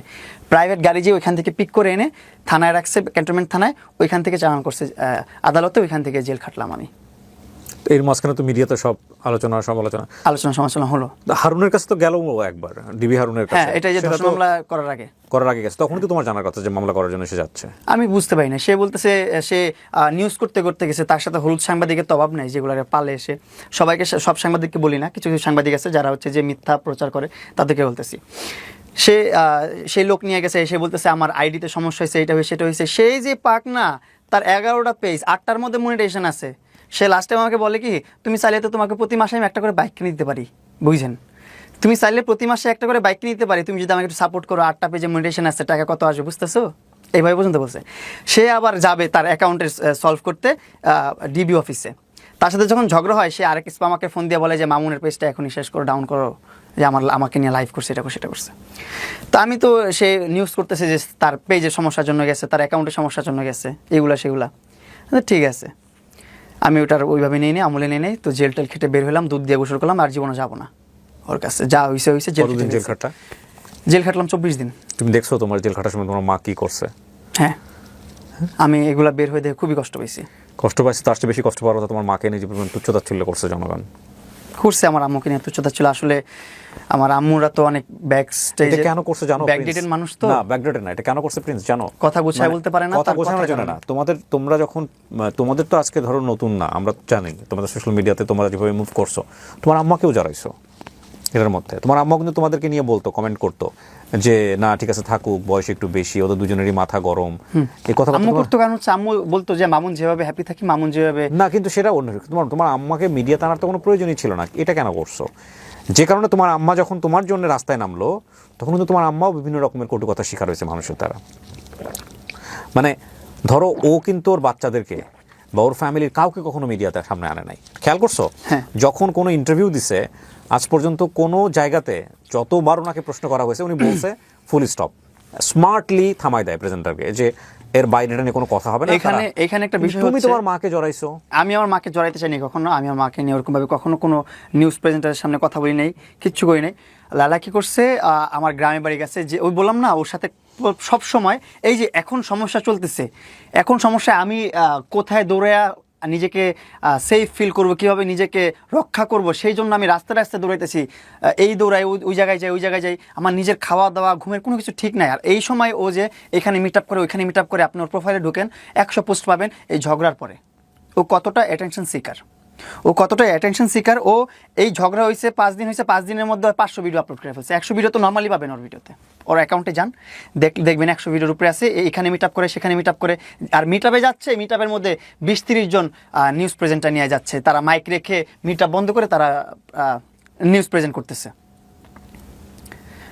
তার কতটা সময় আছে তার হাতে। তার বিষয় হচ্ছে আমি তো রাষ্ট্রবাদী, আমার মামলা রাষ্ট্র লড়বে, যা আমি তো মামলা করে দিয়ে এসছি, এটাই আমার জন্য অনেক কিছু। তারপর একটা রাষ্ট্র বুঝে নেবে, আইন বুঝে নেবে। সে তার মতন দৌড়াক, আমি আমার মতন চিল করি। সে তার মতো কিন্তু চিল আছে, সে মিট আপ করে, এটা করে সেটা করে, সে চিল করতেছে। মামলা করলো তোমার? হ্যাঁ, মামলা করলো, এই ধর্ষণ মামলা। এই দুধ দিয়ে গোসল করলাম। দুধ দিয়ে গোসল করার পর আমি বললাম যে আর জীবনও এই মহিলার কাছে যাবো না, এই মহিলার কাছে আর জীবনও যাবো না। 1 বছর কিন্তু পার হয়ে গেছে, যাই নেই 1 বছরের মধ্যে। এই 1 মাস আগে মাসুদ ভাই বলতেছে যে এইভাবে মামলা চলতে থাকলে চলতেই থাকবে, হাজিরা দিতেই থাকবে, শেষ হবে না। নারী কেলেঙ্কারি মামলা তো এগুলো শেষ হয় না, এগুলো খুবই ঝামেলা, সারা জীবন নষ্ট হয়ে যাবে, জীবন ফিউচার সুন্দর করতে পারবি না। সো বেটার হয় যে তোর একটা ভালো একটা মিউচুয়াল আন্ডারস্ট্যান্ডিং আইসা মামলাটা ক্লোজ কর। এই হচ্ছে আমাকে বলা হলো। ঠিক আছে ভাই, আপনারা যেটা ভালো মনে করেন। এখন আমার তো আর মুরব্বী, তাদের কি মানি, তারা বলছে যেহেতু ভাই যেটা ভালো মনে করেন আমাকে তারপর নিস্তার দেন, যেভাবে ভালো হয় আমার জন্য, আমার লাইফের জন্য। তারপর তারা মিলাই দিল আমাদেরকে, মিলাই দিয়া সে বললো যে ঠিক আছে তুমি লাইভে এসে সমাজের সামনে, মানে দেশবাসীর সামনে সবার সামনে আমাকে সরি বলবা, আমি তোমাকে সরি বলবো, শোধবাদ শেষ, আর কোনো কথা হবে না, আমি তোমার মামলা তুলে নিবো। আমি বললাম ঠিক আছে, তাহলে শুভাকাঙ্ক্ষী একটা আমাদের সম্পর্কে কী থাকবে কয়। আমি বললাম বন্ধু থাকি, আমি বললাম বন্ধু হই আমরা। ও বলে না, আমরা বন্ধু হবো কেন, আমরা কোলাবোরেশন পার্টনার, শুভাকাঙ্ক্ষী, আমি তোমার ভালো চাই, তোমার ভালো চাই, এতটুকুই, এর বাইরে আমাদের কোনো সম্পর্ক নেই। আমি বলি ঠিক আছে, তোমার যেভাবে বলে ভালো মনে হয় বলো। তো আমি সব জায়গায় কিন্তু বন্ধু স্টাবলিশ করতে চাইছি, কিন্তু ও বলতে চাইছে শুভাকাঙ্ক্ষী, কোলাবোরেশন পার্টনার, এইগুলাই করুক, সমস্যা নেই, কিন্তু মামলাগুলো তুলুক। এর মধ্যে নিউজ প্রেজেন্টার দিয়ে একটা প্রেস কনফারেন্স করলাম, প্রেস কনফারেন্সে নিউজ করলাম, বললাম ওরে সরি বললাম, আমার সরি বললো। আমার ভুল বোকামি হয়েছে যে আমি স্টাম্প করে রাখি নাই যে মামলা তুলবে ভুল সরি বলার পর, এই স্টাম্পটা করিনি আমি, ও বলে নেই। সিস্টেমটা করে নিয়ে দেখে এখানে আবার ফাইসা গেলাম। নিউজ প্রেস কনফারেন্স করার পর থেকেই ও আবার ওর কথা বলা শুরু হইলো যে এটা করতে হবে, সেটা করতে হবে, এখানে আসতে হবে, সেখানে আসতে হবে। এখন তো আবার ফাইসা গেছি। এখন আবার কি করব? এখন যখন যা বলে তখন তাই করতে হয়। যখন বলতে হয় এখন দিন, রাইতে বলে দিন, আর রাইতের বেলা দিন মানতে হয়। এরকম ধরে দিবে পুলিশে, নাহলে পুলিশে ধরা দিবে, মামলা আবার স্টার্ট করে দিবে, মামলায় যেভাবে পারে সেভাবে করবে। পরে আমি বললাম ঠিক আছে, তুমি যেভাবে বলবো সেভাবেই হোক, আমরা ভালো বন্ধু হিসাবে থাকি। পরে এমনও হয়েছে যে আমি নিউজ করতেছি তখন আমি বলতেছি আমার বিয়ে হলে, যখন প্রশ্ন করছে মানুষজন, আপনারা দেখছেন হয়তো বা অনেক জায়গায়, যে মামুন যদি বিয়ে করে আপনার কোনো সমস্যা আছে কিনা, বলতেছে আমার কোনো সমস্যা নাই, মামুন বিয়ে করবে, মামুনের হানিমুনে নিয়ে যাবো আফ্রিকাতে, মামুনের এটা করে দেবো, সেটা করে দেবো, এগুলো পর্যন্ত বলছে নির্লজ্জ মানুষটা। এগুলো বলার পর আমি কোন মেয়ের সাথে ঘুরলাম না করলাম, কোন ফ্রেন্ড নিয়ে ঘুরলাম, কোন ফ্রেন্ডের সাথে মেক আউট করলাম, তারপর কি বলে ডেট করলাম, সেইগুলো নিয়ে তার কত সমস্যা, কত ঝামেলা, সে কেন করলাম, এখন তো মামলা তুলবো না, কি করবি করে নে। প্রত্যেকবার এর থ্রেট আসতেই আছে। যতবার আমি কোথাও যাই ঘুরতে, ফ্রেন্ডদের সাথে আড্ডা মারতে যাই, ততবারই আমার ফোন দিয়ে বাজে ব্যবহার করে আর বলে যে তো মামলা তুলবো না। আর ওখান থেকে ফিরে আমি বারবার ওর কনভিন্স করি। তো লাস্ট টাইম যেটা হয়েছে, আমার বাসায় আসার পরে ও একটু কিছু খাওয়াইলো আমারে। খাওয়ানোর পর আমি একদম অচেতন হয়ে গেছি। অচেতন হয়ে আমি ওর বাসায় শুয়ে আছি, মানে অজ্ঞান হয়ে পড়ে আছি। আমি আপনাকে যদি দেখাই, এটা সুন্দর নর্মাল ঘুম না, নর্মাল। এই ভিডিওটা তুমি পেলা কিভাবে? ভিডিওটা পেলাম আমি ওদের যে প্রেস একটা গ্রুপ আছে, সেই গ্রুপেও 6:30 বাজে আপলোড করছে এই ভিডিও। তোমার ভিডিও? আমার পার্সোনাল ব্যক্তিগত ছবি, ভিডিও, সব কিছু। আমি আপনাদেরকে একটু দেখাই। এই যে ক্রাইম, ভেরি ডেঞ্জারাস ক্রাইম। এই যে দেখেন, মেড দ্য প্রেস। এটা উনি করেছে, তুমি শিওর? হ্যাঁ, ওনার ভেরিফাইড নাম্বার আমি দেখাই আপনাকে, আমি তো পুরো স্ক্রিন রেকর্ড করে রাখছি। তারপরে এই যে এটা ওনার ভেরিফাইড পেজ থেকে পোস্ট করা। এই মেয়েটা আমার একটা খুব ভালো একটা ফ্রেন্ড। দেখি ভিডিওটা। এটা হ্যাঁ, এগুলো তো আলোচনা হয়েছে, সমালোচনা হয়েছে। So why don't you take some legal action? এই মেয়েটা খুব ভালো একটা ফ্রেন্ড আমার। ও ভালো ফ্রেন্ডরা এইভাবে ছবি তোলে? আচ্ছা, আমি তোমাদের জেনারেশন নিয়ে কথা বলতে চাই না ভাই, তোমরা এত ক্লোজ হতে পারো কিনা? Okay fine. ও হ্যাঁ, ওর পেজ থেকেই তো করছে এটা। ওর পেজ থেকে করছে। ও এটা কারণ আছে এভাবে ছবি তোলার, কারণ কি, ওর একটা বয়ফ্রেন্ড আছে অস্ট্রেলিয়াতে। এটা কে ছিল? এটা আমার একটা কাজের মেয়ে, মানে কাজ করার, মানে ভিডিও কন্টেন্টের কাজের মেয়ে। সেখানে আমরা এইভাবে okay fine. So you have T-shirt পরা আছে আমি। But she is also popular content creator. হ্যাঁ। ওর নাম কি? অনামিকা ঐশী। তো ও আমার খুব ভালো ফ্রেন্ড। মানে ওর সাথে তোমার যে ধরনের ভিডিও, সেটা তো তোমাদের মধ্যে ইন্টিমেসি ছিল? না, ইন্টিমেসি ব্যক্তিগত বিষয়, ইন্টিমেসি ভিডিও না। ব্যক্তিগত বিষয়, ঠিক আছে। ইন্টিমেন্সির কোনো ভিডিও নাই আমার এখানে, আমার কোনো পর্নোগ্রাফি ভিডিও নাই এখানে। আচ্ছা, অনামিকা ঐশীর সঙ্গে তোমার যে ভিডিওটা, এগুলো পর্নোগ্রাফি নাই এখানে, কোনো স্ক্যান্ডাল নাই, সব নর্মাল ভিডিওগুলোকে ও খারাপভাবে ওইখানে আবার পর্নোগ্রাফি ঢুকাই দিছে, অন্য মানুষের ভিডিও ঢুকাই দিয়ে সেগুলো আপলোড করছে। ওকে, আমি আপনাকে ওই জিনিসটা দেখাই একটু। জি। এই যে এই রেকর্ডের মধ্যে আছে, এই যে নাম্বারটা। আচ্ছা, ওই আরেকটা ঘটনা যেটা বলতেছিলাম এটা একটু বলা দরকার ছিল, একটু বলি। ওই যে বললেন যে ফ্রেন্ডদের সাথে ছবি তুলে, এই মেয়েটা আবার কি করছে, মেয়েটার সাথে ওই দিনে প্রথম পরিচয় আমার, মেয়েটা ওর বয়ফ্রেন্ডকে ট্রিগার হয়ে বয়ফ্রেন্ডের উপর রাগ করে, বয়ফ্রেন্ড কি করছে, থাকে ঢাকার বাংলাদেশের বাইরে, ওই আবার আরেকটা মেয়ে নিয়ে ঘুরছে, ডেট করছে, দুজন খুব লয়াল ছিল। ছেলে যেহেতু ডেট করছে, মেয়েটাও রাগ হয়ে বলতেছে আমার বয়ফ্রেন্ড তো এরকম আমার সাথে চিট করছে, তোমার সাথে কয়েকটা ছবি তুলে এগুলারে ওরে আমি ট্রিগার করবো, ওরে নিয়ে একটু মজা নেবো, চেতাবো, ওরে একটু আমাকে হারানোর ভয়টা ওকে দেখাবো, ও যেন ভয় পায় যে আমিও ডেট করতে পারি, আমিও বাইরে যেতে পারি, আমি ওকে ছেড়ে দিতে পারি, এই জন্য ওই ছবিটা তুলছি, ওই ছবিটাও আপলোড করতেছি। এই জিনিস, এই স্টোরিটাও লেলা জানে। এই যে ওর ভেরিফাইড নাম্বার,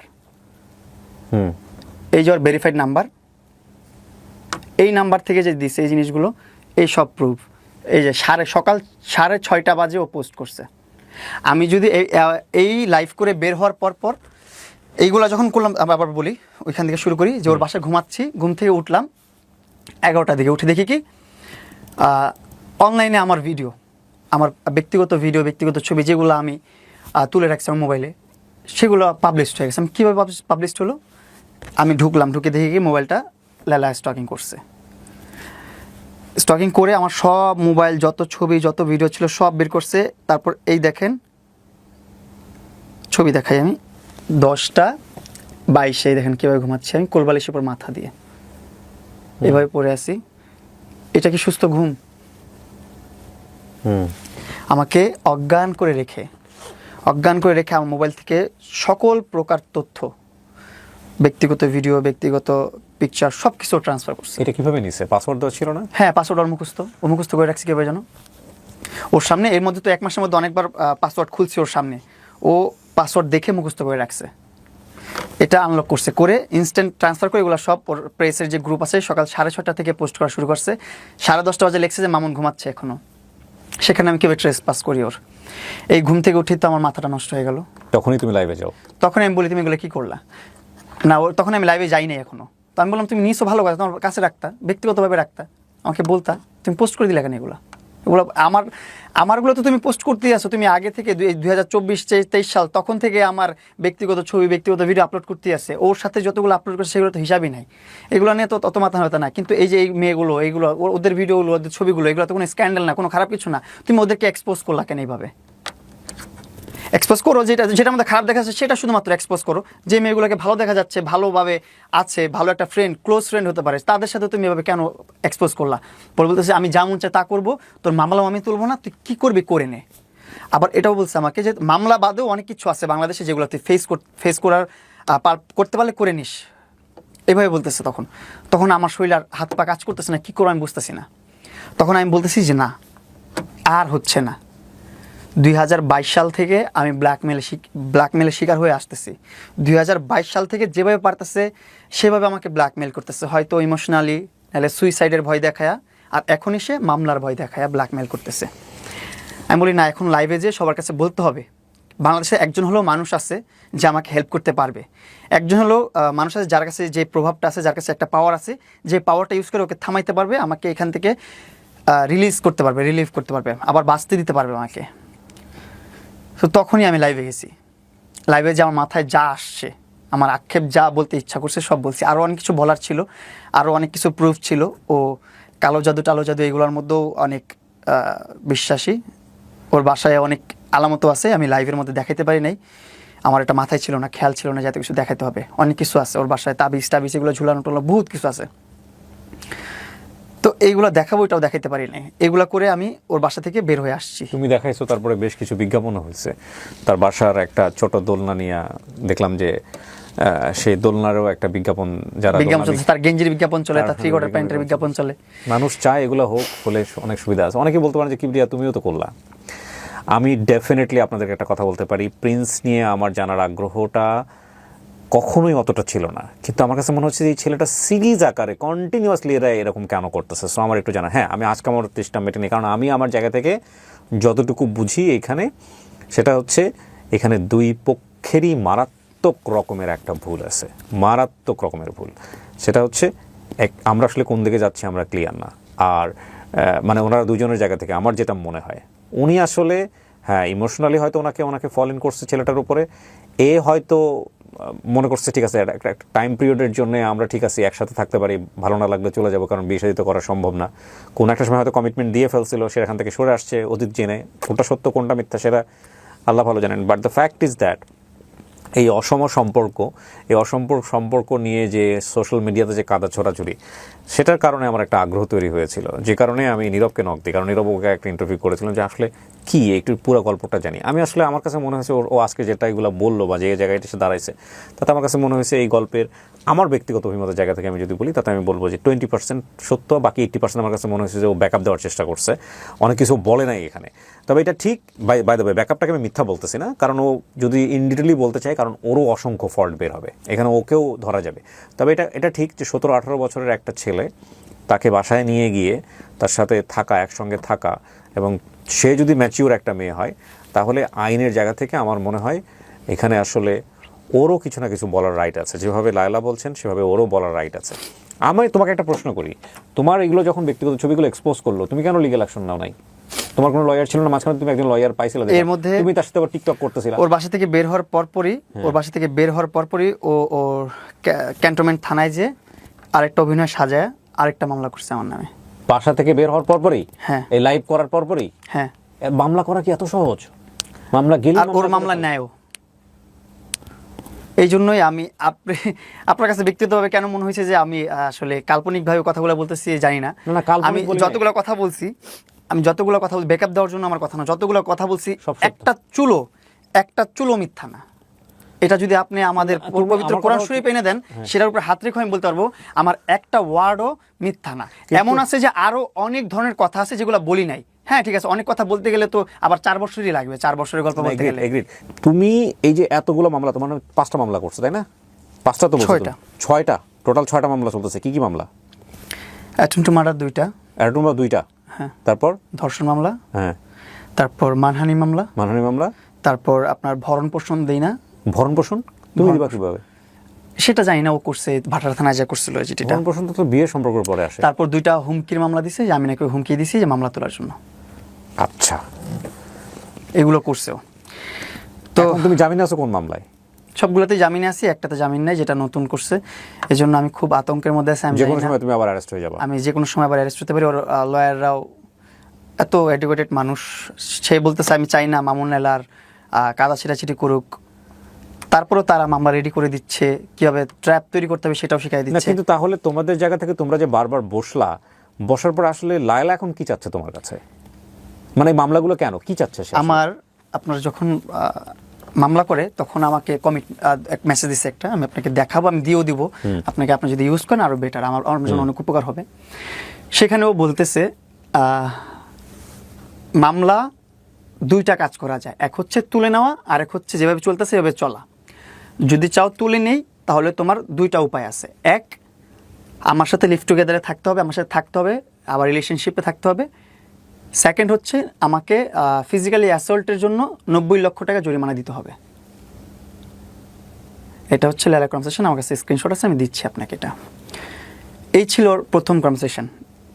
এখন ওর কনভারসেশন কি বা ওর চাহিদা কি আমি বুঝতেছি না। কারণ 1 মাস আগে বলছে যে মামুনের কাছ থেকে কোনো ধরনের চাহিদা আমার নাই, মামুন আমার কাছে অনলাইনে সরি বলবে, আমি মামুনকে সরি বলবো, মামলা তুলে ফেলবো। কিন্তু এখন এসে আবার ওর অনেক ধরনের চাহিদা শুরু হচ্ছে। এখন আবার ও পোস্ট করে মামুন করছে, আমি কেন করবো? আমি সিঙ্গেল একটা ছেলে, আমি কেন করবো? কাকে বলে? বউ রেখে অন্য মেয়ে নিয়ে ফুষ্টি নিষ্ঠ করলে তাকে বলে পরকীয়া। ও কি পরকীয়া বুঝে না? ও যেটা করছে সেটা হচ্ছে পরকীয়া। ওর তো লাইফের স্টোরির অভাব নাই। ওর যে কলিগরা আছে বা ওর যে ফ্রেন্ডসরা আছে, আমি তো আরো কয়েকজন মানুষের সাথে মিট হয়েছি, একজনের সাথে পরিচয় করাই দিছে, তারপরও সে কোনোভাবে ট্র্যাপ করে তাকে আমার কাছ থেকে সরাই দিছে যে সে যেন আমার সাথে কথা বলতে না পারে।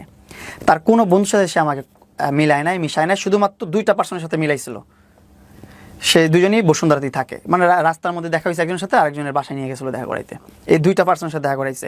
তো একটা পার্সন যার সাথে রাস্তায় দেখা করাইছে, সে আমাকে বলছে তার কোনো ঠিক নাই, সে কত ছেলের সাথে প্রেম করছে, কত ছেলের সাথে ধরেছে, সে জামাই রেখে যে আরেকজনের সাথে করতো, এগুলোর কারণে ডিভোর্স হয় শুধু। সে এক আর্মি অফিসার রেখে আরেক আর্মি অফিসারের সাথে যে এইগুলো কথা ওই লোকগুলা বলছে আর কি, আমি আমার কাছে শোনা কথা এগুলো আর কি। বলে 4 বছর তুমি কই ছিলা, 4 বছরে তুমি খোঁজ পাও না। আমি খোঁজ পাই তো সরে আসতে চাইছি, তখন থেকে তো তুমি মামলা দিয়ে আটকে রাখছো আমাকে। আমি তো সরে যেতে চাইছি তখন থেকেই, আমি তো জানার আগে থেকেই সরে যেতে চাইছি। মানে তোমার সরে আসার মূল কারণটাই কি এটা, যে ওনার আরো দুটো বিয়ে ছিল এটাই? এটা ছাড়াও আমি প্রথম থেকেও যখন ওর সাথে সম্পর্ক শুরু হয় তখন আমাকে বলছে কোনো ধরনের কমিটমেন্ট নাই, আমার সাথে তোমার সংসার করতে হবে না, বিয়ে করতে হবে না, কিছু করতে হবে না, তুমি তোমার মতো লাইফ লিড করবো, আমি আমার মতো লাইফ লিড করবো, কিন্তু এই কিছুদিন আমার সাথে থাকো, এটা করো সেটা করো, ঠিক আছে। এর মধ্যে যখনই চলে আসি তখনই হাত কেটে ফেলে মরে যাবে, যখনই চলে আসি তখনই বিষ খায় মরে যাবে, যখনই চলে আসি তখনই হারপিক খেয়ে ফেলে মরে যাবে। এর দিয়ে ফোন দেওয়া হয়, তারা দিয়ে ফোন দেওয়া হয় যে মরে যাচ্ছে। মরে গেলে তখন আমি কি করবো? তখন এর একটা ব্ল্যাকমেল ছিল। এখন ওইগুলো আর ব্ল্যাকমেল মরে গেলে তুমি যে মামলা খাটবা, সেই মামলা তো হয়ে গেল 6টা। এখন তুমি হ্যাঁ ওই সেটাতে তুমি রাজি ছিলা বলে এখন 6টা খাইছো, এই হচ্ছে এখন বিষয়। মামলা খেয়ে গেছি কতগুলা। এখন আমি কার কাছে যে আমার দুঃখ বলবো, কার কাছে আমি প্রকাশ করবো? এই জন্য আপনাদের কাছে এসে আমি আমার মনের যে কথাগুলো না, লাইভে এখানে এসে কথা প্রকাশ হচ্ছে করছি। না প্রিন্স, প্রথম কথা হচ্ছে যে তোমার বাকি বিষয়গুলো নিয়ে অনেক কথা হচ্ছে, সেগুলো নিয়ে আমার কোনো কোয়ারি নাই। আমি তোমার এই যে বিএমডাব্লিউ নিয়ে কথা হচ্ছে, এগুলো নিয়ে কথা হচ্ছে, this are not my cup of T. But আমার মূল কথাটা হচ্ছে কি, এখানে লায়লা তোমাকে, তোমার কথা যদি আমি ধরে নেই সবকিছু সত্য, তাহলে লায়লা তোমাকে যে কোনো উপায়ে চায়, এটা হচ্ছে মূল কথা। যেটা না চাইলে তোমার নামে এতগুলো মামলা কেন দিবে? এখন বলতেছে আমি মামুনের কাছ থেকে, তুমি একটা কাজ করো, এখন আমি জানি এটা খুব ফানি হয়ে যাবে, তুমি দ্রুত একটা বিয়ে শাদী করে ফেলো। নাম্বার 1 পরামর্শ তোমাকে একটা দেই, তুমি যদি বাঁচতে চাও তুমি দ্রুত একটা বিয়ে শাদী করো। কারণ আমি তোমাকে কথা কেন বলছি, তুমি মামলা কম্প্রোমাইজ করার জন্য যেভাবে তার কাছে বারবার গেছো, তো আরো 2-4টা মামলা দিয়ে ফেললে তো আমার মনে হয় তুমি কোনো একদিন বিয়ে তো করতে রাজি হয়ে যাবা। যে মামলা বিয়ে করে ফেললে তাকে সে তো মামলা তুলে নেবে, কারণ হাজবেন্ডের জন্য। এটা তো কোনো পদ্ধতি না। শোনো, তুমি এক ব্ল্যাকমেইলের ভয়ে তুমি আরো 10 বার ব্ল্যাকমেইল হইছো। তোমার কথা যদি সত্য আমি ধরেই নেই সবকিছুতে, তুমি হাত কাটা দেখে ভয় পাইছো, এবং এই হাত কাটা শুধুমাত্র একটা পুরুষের জীবনে বা একটা ছেলের জীবনে এগুলো এরকম হয়। ছেলেরা হাত কাটে না, মেয়েরাই কাটে। উইথ ডিউ রেসপেক্ট, আমি কাউকে অপমান করছি না, বা যেটা সত্য, ছেলেরা হয়তো খুবই কম কাটে, বা বেশিরভাগ মেয়েরাই কাটে। এবং এই হাত কাটা দেখে ভয় পাইলে, কিংবা ওই যে রশি ঝুলাই ফেলছে এটা দেখে ভয় পাইলে, ওই পুরুষের জীবন, ওই ছেলের জীবন সারা জীবন ওইখানেই আটকায় থাকবে। প্রথম কথা হচ্ছে এটা। তুমি এটা ভয় পাইছো, ভয় পায়া তুমি এখান থেকে বের হয়ে আসতে পারো নাই, তুমি কম্প্রোমাইজ করছো, তোমার পার্সোনালিটিও জাজ করে ফেলছে। যদি তুমি যা বলছো যদি সত্য হয়ে থাকে, ইভেন ডেফিনেটলি এগুলাই ঘটে আমাদের সোসাইটিতে। তোমার পার্সোনালিটিও জাজ করে ফেলছে যে এই ছেলে তো ভয় পায়, তো যে কারণে তোমাকে ভয় পায় সে অ্যাচিভ করতে চাইছে, এবং তুমি যেভাবে ভয় পাবা সেভাবে সে রাস্তাতেই গেছে। তুমি মামলার ভয় পাইছো, পুলিশের ভয় পাইছো, জেলের ভয় পাইছো, আলটিমেটলি তোমাকে সে সেই জায়গাটাই নিয়ে গেছে। এখন আমার কথা হচ্ছে প্রিন্স, তুমি জেল থেকে ঘুরে আসছো, সে যদি অন্যায় করে থাকে তাহলে তুমি জেলের ভয় কি জন্য পাচ্ছ? সে যদি অন্যায় করে থাকে তুমিও আইনের অ্যাকশন নাও। একটা মামলা কি তুমি করছো তার এগেইনস্টে? না, একটা মামলা করি। কেন করো নাই? তোমাকে কেউ পরামর্শ দেওয়ার মতো নাই? আমি জিডি রেডি করছি, যাইতে পারছি না। আবার আরেকটা মামলা করছে তো আমার নামে, আমি মামলা করতে যাবো, তখনই আমাকে আবার অ্যারেস্ট করে। তুমি তোমার একজন ভালো লয়ারের সঙ্গে কথা বলো, একজন ভালো লয়ারের সঙ্গে কথা বলো। এটা তো ডেফিনেটলি ইটস আ ক্রাইম। আমি প্রথম কথা হচ্ছে আমি জানি না কোনটা সত্য কোনটা মিথ্যা, বাট বাংলাদেশের আইন অনুযায়ী তোমার রাইট পাওয়ার অধিকার আছে। কাজ তোমরা দুজনের একজনও ভালো করো নাই, প্রথম কথা হচ্ছে এইটা। হ্যাঁ, কিন্তু কথা হলো যে তোমার নামে যেরকম মামলা হয়েছে সেই জায়গা থেকে তোমার কিন্তু ওনার যেরকম রাইট আছে বিচার পাওয়ার, তোমারও কিন্তু রাইট আছে অবশ্যই। সো তোমার সাথে তুমি যেগুলো বললে এতগুলো অবিচার যদি হয়ে থাকে, সো সবচেয়ে বড় ব্ল্যাকমেল তোমার ভাষায় তুমি হইছো। সো তোমারও তো আইন অনুসারে অ্যাকশন নেওয়া উচিত ছিল, তুমি নাও নাই কেন? আমি নেই, আমি ভাবছি যে আমাদের যে বিষয়টা চলতেছে মামলাগুলো তুলে নিক, আমি আর হ্যাসেলের মধ্যে ঢুকতে চাই না। মামলায় আমার যে টাকা পয়সা খরচ আছে, এত হ্যাসেল আছে, এগুলো আমি নিতে চাচ্ছিলাম না। আমি চাচ্ছিলাম যে অপরের মধ্যে বের হয়ে যায় এখান থেকে। তোমাদের নামে লিগ্যাল নোটিশ গেছে কিছুদিন আগে, আমি দেখলাম।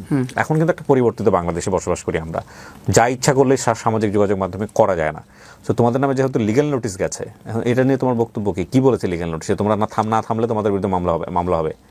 থার্ড পার্টি চলে আসতেছে মামলা করার জন্য, বুঝতেছো জীবনটা কোন দিকে যাচ্ছে? দেখ, তাও ভালো, তাও তো বাঁচবো, ওইটাও বুঝবে যে কেমনে খাটতেছি আমি, কতটা কষ্ট পাচ্ছি, জেলটা কত কঠিন, খাইতে আসুক বুঝবে। আমি আবার জেলে যাবো, সমস্যা নাই, এমনিও যাইতে হবে, এমনিও যেতে হবে। থার্ড পার্টি এসে ঢুকাক, দুইটাকে একসাথে ঢুকাক, আমি খুব খুশি হব। ওও জেল খাটুক, জেলের স্বাদ পেয়ে আসুক, জেলটা খুব মজার না, মজাটা বুঝবে। আসলে পুরুষ হয়ে জন্ম নেওয়াটাই সবচেয়ে বড় ভুল। ওরা মামলা করে দিয়ে ঘুরে রাষ্ট্র হিসাবে মামলা চলতে থাকে। আর মামলা করার তো কোনো স্কোপ নেই, যতদিন পর্যন্ত আমি মামলার ঝুলবো। আমি কীভাবে মামলা করবো? আমার তো ওরকমভাবে আমার ওরকম টাকা পয়সা অঢালা নাই বাপ মার, যে আমি অডালার টাকা পয়সা দিব, লয়ারকে চালাবো, এই লয়ার কোর্ট কিনে ফেলবো, এটা করবো সেটা করবো, এগুলো তো করার ক্ষমতা আমার নাই। ওর ক্ষমতা আছে, ক্ষমতা দেখাক না। আমি তো এই জন্য আমি দেশবাসীর সামনে চলে আসি, নাহলে আমি তেক্ততার কারণে আমি লাইভে এসে আমার আক্ষেপ আমি প্রকাশ করছি, কম তেক্ততার কারণে আমি ওর ফ্রন্টে দ্বারা লাইভ করার কারণই এটা যে মানুষ যেন প্রমাণ পায় একটা মানুষের সামনে একটা মানুষ কীভাবে বলতেছে। এখানে তো প্রমাণ করার কিছু নেই, ওর সামনে আমি বলতেছি, ওর সামনে আমি বলছি সব ধরনের কথা যা বলার। আমার আসলে খুব ঘৃণা লাগে, আমার নিজের জন্য ঘৃণা লাগে যে আমি কী করছি আমার লাইফটাকে। এক্স্যাক্টলি এই প্রশ্নটা আমি তোমাকে করতাম। আমার খুব ঘৃণা লাগে আমার নিজের জন্য, আমি কত বড় একটা স্টুপিড, কত বড় একটা গাধা। আল্লাহ তাআলা সব কিছু দিয়েছিল আমাকে, সব কিছু ঠিকঠাক ছিল, সব ভালো চলতেছিল, স্মুথ চলতেছিল। লায়লা আমার লাইফে নাই ওই টাইম, মানে লাইফে আছে অ্যাজ এ ফ্যান হিসাবে, ফ্রেন্ড হিসাবে, শুধুমাত্র টেক্সটের মধ্যে, কনভারসেশনের মধ্যে। The lesson of the story. হ্যাঁ, শুধুমাত্র কনভারসেশনের মধ্যে আছে। ওই টাইমটাতে আমি আমার সংসার চালাচ্ছি, ওই টাইমে আমি 5 লাখ 6 লাখ 7 লাখ টাকা করে আমি ইনকাম পাচ্ছি, আর্নিং হচ্ছে আমার। ওই টাইমটাতে আমি স্টুপিডের মধ্যে সব কিছু ছেড়ে এই মহিলার কাছে চলে আসছি। ট্রাকের পিছনে লেখা থাকে না, নিরাপদ দূরত্ব বজায় রাখুন। এটা জীবনের অন্যতম গুরুত্বপূর্ণ একটা লাইন। কোনো সম্পর্কের মধ্যেই এমনভাবে যাওয়া উচিত না যেখানে কোনো ব্রিদিং স্পেস থাকে না। ফ্যান এবং সেলিব্রিটিদের সম্পর্ক অলওয়েজ ডিস্টেন্স মেনটেন করা উচিত, অলওয়েজ করা উচিত। এবং এই সম্পর্ক, এই ফ্যান এবং ভালোবাসার সম্পর্ক ওইভাবেই রাখা উচিত। আমি এই বয়সে হলে হয়তো বা এই ট্র্যাপের মধ্যে পড়তাম। Exactly, that is another point. 17-18 বছর বয়স। আমি এই বয়সে হলে আমি এই ট্র্যাপটার মধ্যে পড়তাম না, এই ঝামেলার মধ্যে পড়তাম না। আর আপনি দেখেন পরপর যতবার কন্ট্রোভার্সি হয়, সমাজ নষ্ট হয় বা যাই বলেন, সেটা কিন্তু আমার ওয়ে থেকে আগে আসে না, ওর ওয়ে থেকে আসে। কারণ কি, ও চায় টপ অফ দ্য লাইনে থাকতে, ও চায় অ্যাটেনশন মানুষের। ও এখন একজন অ্যাটেনশন সিকার। ও দেখেন কয়টা পোস্ট করছে ওর বাসা থেকে লাইভ করে আসার পর, আমি কয়টা পোস্ট করছি। একটা সিঙ্গেল পোস্ট আমাকে দেখাতে পারলে কিবরিয়া ভাই আপনার আমার বাড়ি দিবেন এই জায়গায় দাঁড়ায়। আর ওর অ্যাকাউন্টে যান আপনি 100 পোস্ট পাবেন। ও চিল, ও মন মতো ঘুরতেছে, মন মতো যা ইচ্ছা তাই করতেছে, মিট আপ করতেছে, ফ্যান মিট আপ করতেছে, ও গেট টুগেদার করতেছে, হ্যাং আউট করতেছে। ওর পক্ষেও দেখলাম অনেকেই কথা বলছে, অনেকেই ওর পক্ষে কথা বলতেছে। ওই যে ও কিছু নিয়ে ঘুরে তো ওইগুলা নিয়ে কথা বলাইতেছে। যাই হোক, কথাটা একটু টুট মেরে দিয়েন, যাই আমি কাউকে ছোট করে কথা বলতে চাই না, কারো ক্যারেক্টার নিয়ে কথা বলতে চাই না। কিন্তু ওই লোকগুলো এসে বলে যে আমি সাক্ষী ছিলাম মামুন লায়লার বিয়েতে। আমি আপনাকে একটু শোনাই এই কথাটা। তোমরা বিয়ে শাদী করছো নাকি? এই কথাটা আমি শোনাই, এই লাইনটাও, এই টপিকটাও একটু কথা বলা দরকার আমার এখন। আমি একটু বলি, আগে প্রথমে ভিডিওটা বের করি। প্রথমত এই যে ওর ভেরিফাইড পেজ থেকে, ওর অরিজিনাল পার্সোনাল পেজ থেকে আমাদের নিকানাম আপলোড করছে যে আমরা বিবাহিত। তারপর জবানবন্দি, এই যে যাকে নিয়ে ওর সাপোর্টার। স্ক্রিনে যে পেপারস দেখছেন এটা ওদের বিয়ের কাগজ। পুরো দুনিয়া লায়লাকে খারাপ বললেও আমি বলি না, কারণ আমি রিয়েল ঘটনাটা জানি। দুবার হুজুর ডেকে ওদের বিয়ে পড়ানো হয়েছে। আর শুনতে চাই না। এরপর আপনারা তো সোশ্যাল মিডিয়াতে দেখছেন, এখন এসে প্রমাণিত হয়েছে। আপনার প্রতিদিনের বাংলাদেশ নামে একটা পত্রিকা আছে, নিউজ চ্যানেল আছে, যারা এটা ফাইন্ড আউট করছে যে কাবির নামাটা যে খেলতেছে লায়লা, এটা যে বের করছে হুট করে আবার নতুন করে, এটা আবার পিছনে কি আছে এটা নিয়ে গেছে ওনারা কাজী অফিসে। যাওয়ার পর দেখছে টোটালি ফেক। যেই কাজী সই করছে সেই কাজী মারা গেছে 2 বছর আগে। 2 বছর আগে কাজী মারা গেছে, তার নামে তার সই দিয়ে আমার আর তার বিয়ে হয়ে গেছে। কিভাবে হলো? 2বার নাকি হুজুর ডেকে বিয়ে হয়েছে, এই নাকি সাক্ষী। এই ব্যাটাকে সব ডিম থেরাপি দেওয়া দরকার, তাহলে সব বের হবে। দেখছেন সব স্ক্রিপ্টেড, ওর জীবনে যা আছে সব স্ক্রিপ্টেড। আমার একবার বলছে বিয়ে হয়েছে, এই ভরণ পোষণ মামলা করতে গেছে ভাটরা থানায়। মামুন আমাকে ভরণ পোষণ দেয় না, মামুনকে ফেরত নিতে আসছি, মামুন আমাকে মারধর করছে। আপনারা খোঁজ নিলে আমি জিডি পেপারটা আপনাকে পাঠিয়ে দিব, সমস্যা নেই। কোন ধরনের মামলাও করে নাই। তার মানে তুমি বলতে চাচ্ছ যে কাবিনটা ঠিক নাই, ফেক? ঠিক নাই, ফেক, টোটালি ফেক। এটাও বানাইছে আমাকে আবার আরেক ট্র্যাপে ফালানোর জন্য। এখন আবার আরেকটা ট্র্যাপে ফালানোর জন্য এই কাবিনটাও তৈরি করছে টাকা দিয়ে। তোমার এই কথাগুলো যদি সত্যি হয়ে থাকে, তুমি আইনি ব্যবস্থা নিচ্ছ না? 100% সত্য। এটার মধ্যে মিথ্যা প্রমাণ করতে পারলে আমি বলবো আপনারা যে ধরনের শাস্তি দিবেন আমাকে। কেউ নাই যে তোমাকে একটা ভালো পরামর্শ দিতে পারে? আমার কেউ নাই এখনো ভালো পরামর্শ দিবে। তোমরা এত ভালো ভালো ফ্রেন্ড সার্কেল নিয়ে ঘোরো, সারাক্ষণ থাকো অনলাইনে। আমি যেটা দেখতে পাচ্ছি, তোমার কথা যদি আমি সমস্ত কিছু বিশ্বাস করি, তাহলে তো তোমার নামে যেগুলো মামলা হয়েছে সেই মামলাগুলো ওনার নামে হওয়া উচিত। অবশ্যই হওয়া উচিত। এবং ওই যে ধর্ষণের যে ব্যাপার স্যাপার, এটার মধ্যে কোনো আলামত নাই। ধর্ষণের মামলা তো যদি ওর বয়স 17 হয়ে থাকে, 17 অবস্থায় যদি ওনার 30 বা 45 বছর বয়সে যদি এই সম্পর্কে যেয়ে থাকে, তাহলে তো ধর্ষণের মামলা এর পক্ষ থেকে হওয়া উচিত। 7 বছর আগে, 4 বছর আগে, আমি যদি এখন 22-23 হই, 4-5 বছর আগে আমার বয়স 17-18, তখন আমার ভোটার আইডি কার্ড কোনো কিছু নাই। ও নিজেই বলছে আমি মামুনের ভোটার আইডি কার্ড বানিয়ে দিছি। চাইল্ড অ্যাবিউজ হয়েছে না? দেখেন, বিষয়গুলো অনেক জটিল। আমি একটা কথা বলি, এই যে নোংরামি, কাদা ছড়াছড়ি এগুলো হচ্ছে, এগুলো নিয়ে মানুষ একসময় আর মজা পাবে না। অলরেডি এখন আর মজা পায় না। যদি আমি এগুলো কখনো টপ অফ দ্য লাইনে আনতে চাই না, এগুলো কখনো সামনে আনতে চাই না। ভিউজ হচ্ছে এটা ঠিক, হ্যাঁ ভিউজ হচ্ছে এটা ঠিক, বাট এটা ঠিক একটা সময় গিয়ে আপনারা কিন্তু সব দুজনেই বিপদে পড়ে যাবেন, ঠিক আছে? কারণ সত্য কথা বলতে যেটা হচ্ছে, এই যে তৃতীয় পক্ষ যারা এখন কিন্তু যে লিগ্যাল নোটিশ পাঠাচ্ছে, এখান থেকে পাঠাচ্ছে, একটা সময় এগুলো আর ভালো লাগবে না, এবং আমাদেরও নিশ্চয়ই এগুলো নিয়ে আর ভালো লাগবে না। তো আমার মনে হয় কি, কাউকে না কাউকে তো থামতে হবে আসলে। হ্যাঁ, জোর করেও যেমন কাউকে পাওয়া যায় না, আর দ্বিতীয় কথা হচ্ছে যে কেউ যদি থাকতে না চায়, সম্পর্ক এমন একটা জিনিস, সেখানে আসলে কোনো আইন, কোনো আদালত দিয়েও সেটা আটকানো যায় না।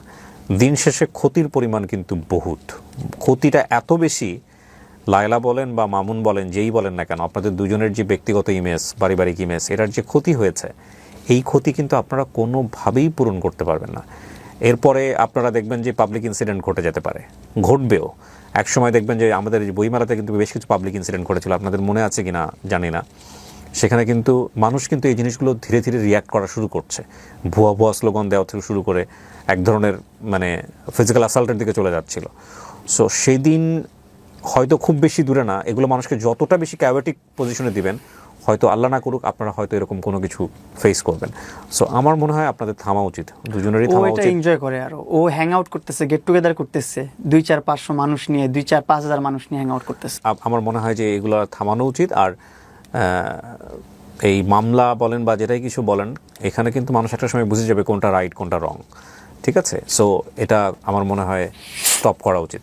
প্রিন্স, আমি যেটা বলবো যে শেষ কথা হচ্ছে যে আইনের অধিকার সবার পাওয়ার আছে। একটা হচ্ছে লায়লা যেভাবে আইনি লড়াই করছে, আমার মনে হয় এখন আইনের সহায় হব, আইনের কাছ আমার থেকে মনে হয় help যে নিবো আমি।